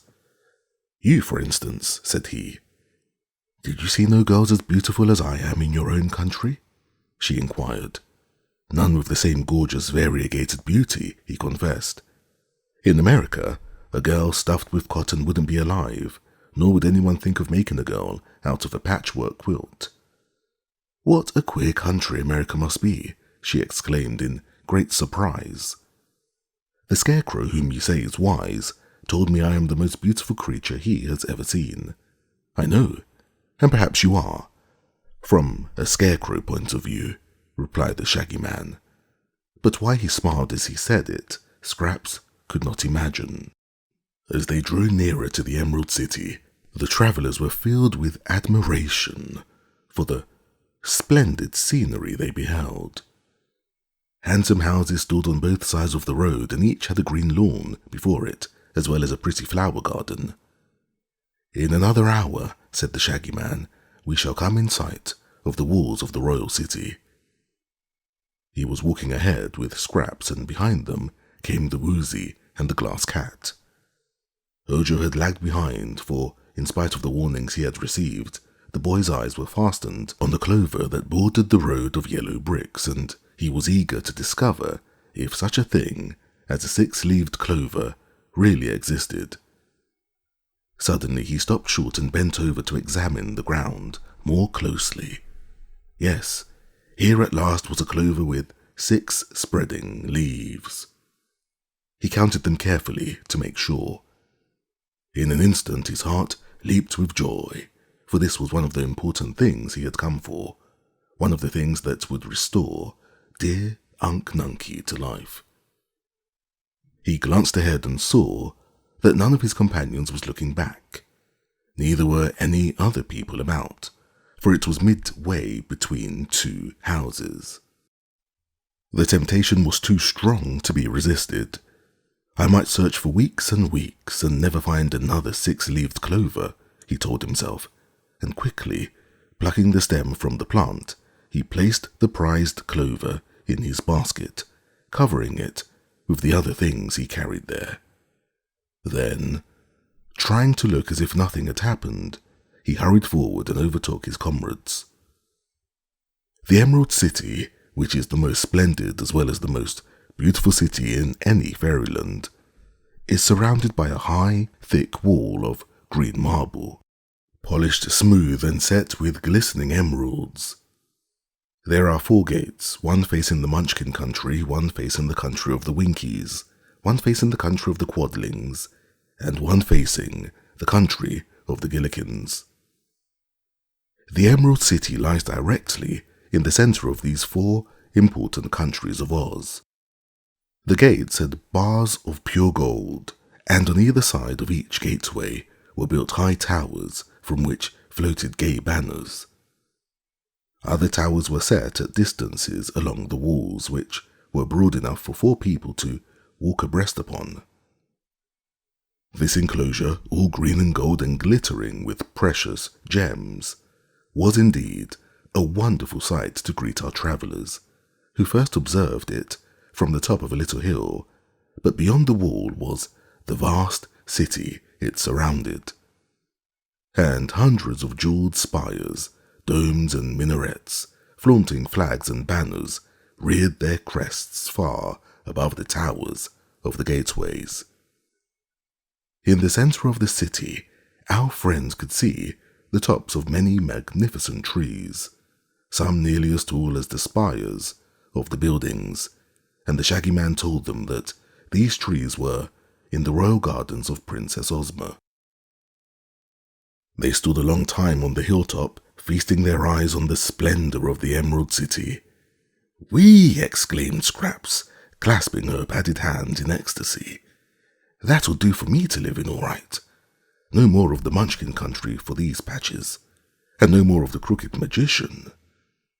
"Why, you belong to Dr. Pipt," replied Ojo, looking at her in amazement. "You were made for a servant, Scraps, so you are personal property, and not your own mistress." "Bother Dr. Pipt. If he wants me, let him come here and get me. I'll not go back to his den of my own accord, that's certain. Only one place in the land of Oz is fit to live in, and that's the Emerald City. It's lovely. It's almost as beautiful as I am, Ojo." "In this country," remarked the Shaggy Man, "people live wherever our ruler tells them to. It wouldn't do to have anyone live in the Emerald City, you know, for some must plough the land and raise grains and fruits and vegetables, while others chop wood in the forests or fish in the rivers, or herd the sheep and the cattle." "Poor things," said Scraps. "I'm not sure they are not happier than the city people," replied the Shaggy Man. "There's a freedom and independence in country life that not even the Emerald City can give one. I know that lots of the city people would like to get back to land. The Scarecrow lives in the country, and so do the Tin Woodman and Jack Pumpkinhead, yet all 3 would be welcome to live in Ozma's palace if they cared to. Too much splendor becomes tiresome, you know. But if we're to reach the Emerald City before sundown, we must hurry, for it is yet a long way off. The entrancing sight of the city had put new energy into them all, and they hurried forward with lighter steps than before. There was much to interest them along the roadway, for the houses were now set more closely together, and they met a good many people who were coming or going from one place or other. All these seemed happy-faced, pleasant people who nodded graciously to the strangers as they passed and exchanged words of greeting. At last they reached the great gateway just as the sun was setting and adding its red glow to the glitter of the emeralds of the green walls and spires. Somewhere inside the city, a band could be heard playing sweet music. A soft, subdued hum, as of many voices, reached their ears. From the neighbouring yards came the low mooing of cows waiting to be milked. They were almost at the gate when the golden bar slid back and a tall soldier stepped out and faced them. Ojo thought he had never seen so tall a man before. The soldier wore a handsome green and gold uniform, with a tall hat in which was a waving plume, and he had a belt thickly encrusted with jewels. But the most peculiar thing about him was his long green beard, which fell far below his waist and perhaps made him seem taller than he really was. "Halt!" said the soldier with the green whiskers, not in a stern voice, but rather in a friendly tone. They halted before he spoke and stood looking at him. "Good evening, Colonel," said the shaggy man. "What's the news since I left? Anything important?" "Billina has hatched out 13 new chickens," replied the soldier with the green whiskers, "and they're the cutest little fluffy yellow balls you ever saw. The yellow hen is mighty proud of those children, I can tell you." "She has a right to be," agreed the shaggy man. "Let me see, that's about 7,000 chicks she has hatched out, isn't it, General?" "That at least," was the reply. "You have to visit Billina and congratulate her." "It will give me pleasure to do that," said the shaggy man. "But you will observe that I have brought some strangers home with me. I'm going to take them to see Dorothy." "One moment, please," said the soldier, bearing their way as they started to enter the gate. "I'm on duty and I have orders to execute. Is anyone in your party named Ojo the Unlucky?" "Why, that's me," cried Ojo, astonished at hearing his name on the lips of a stranger. The soldier with the green whiskers nodded. "I thought so," said he, "and I'm sorry to announce that it is my painful duty to arrest you." "Arrest me?" exclaimed the boy. "For what?" "I haven't looked to see," answered the soldier. Then he drew a paper from his breast pocket and glanced at it. "Oh yes, you are to be arrested for willfully breaking one of the laws of Oz." "Breaking a law?" said Scraps. "Nonsense, soldier. You're joking." "Not this time," returned the soldier with a sigh. "My dear child, what are you? A rummage sale or a guess me quick? In me you behold the bodyguard of our gracious ruler, Princess Ozma, as well as the royal army of Oz and the police force of the Emerald City." "And only one man!" exclaimed the Patchwork Girl.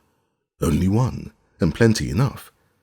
In my official positions I've had nothing to do for a good many years, so long that I began to fear I was absolutely useless, until today. An hour ago I was called to the presence of Her Highness Ozma of Oz, and told to arrest a boy named Ojo the Unlucky, who was journeying from the Munchkin Country to the Emerald City, and would arrive in a short time. This command so astonished me that I nearly fainted, for it is the first time anyone has merited arrest since I can remember. You are rightly named Ojo the Unlucky, my poor boy, since you have broken the law of Oz." "But you are wrong," said Scraps. "Ozma is wrong. You are all wrong, for Ojo has broken no law." "Then he will be soon free again," replied the soldier with the green whiskers. Anyone accused of crime is given a fair trial by our ruler, and has every chance to prove his innocence. But just now Ozma's orders must be obeyed.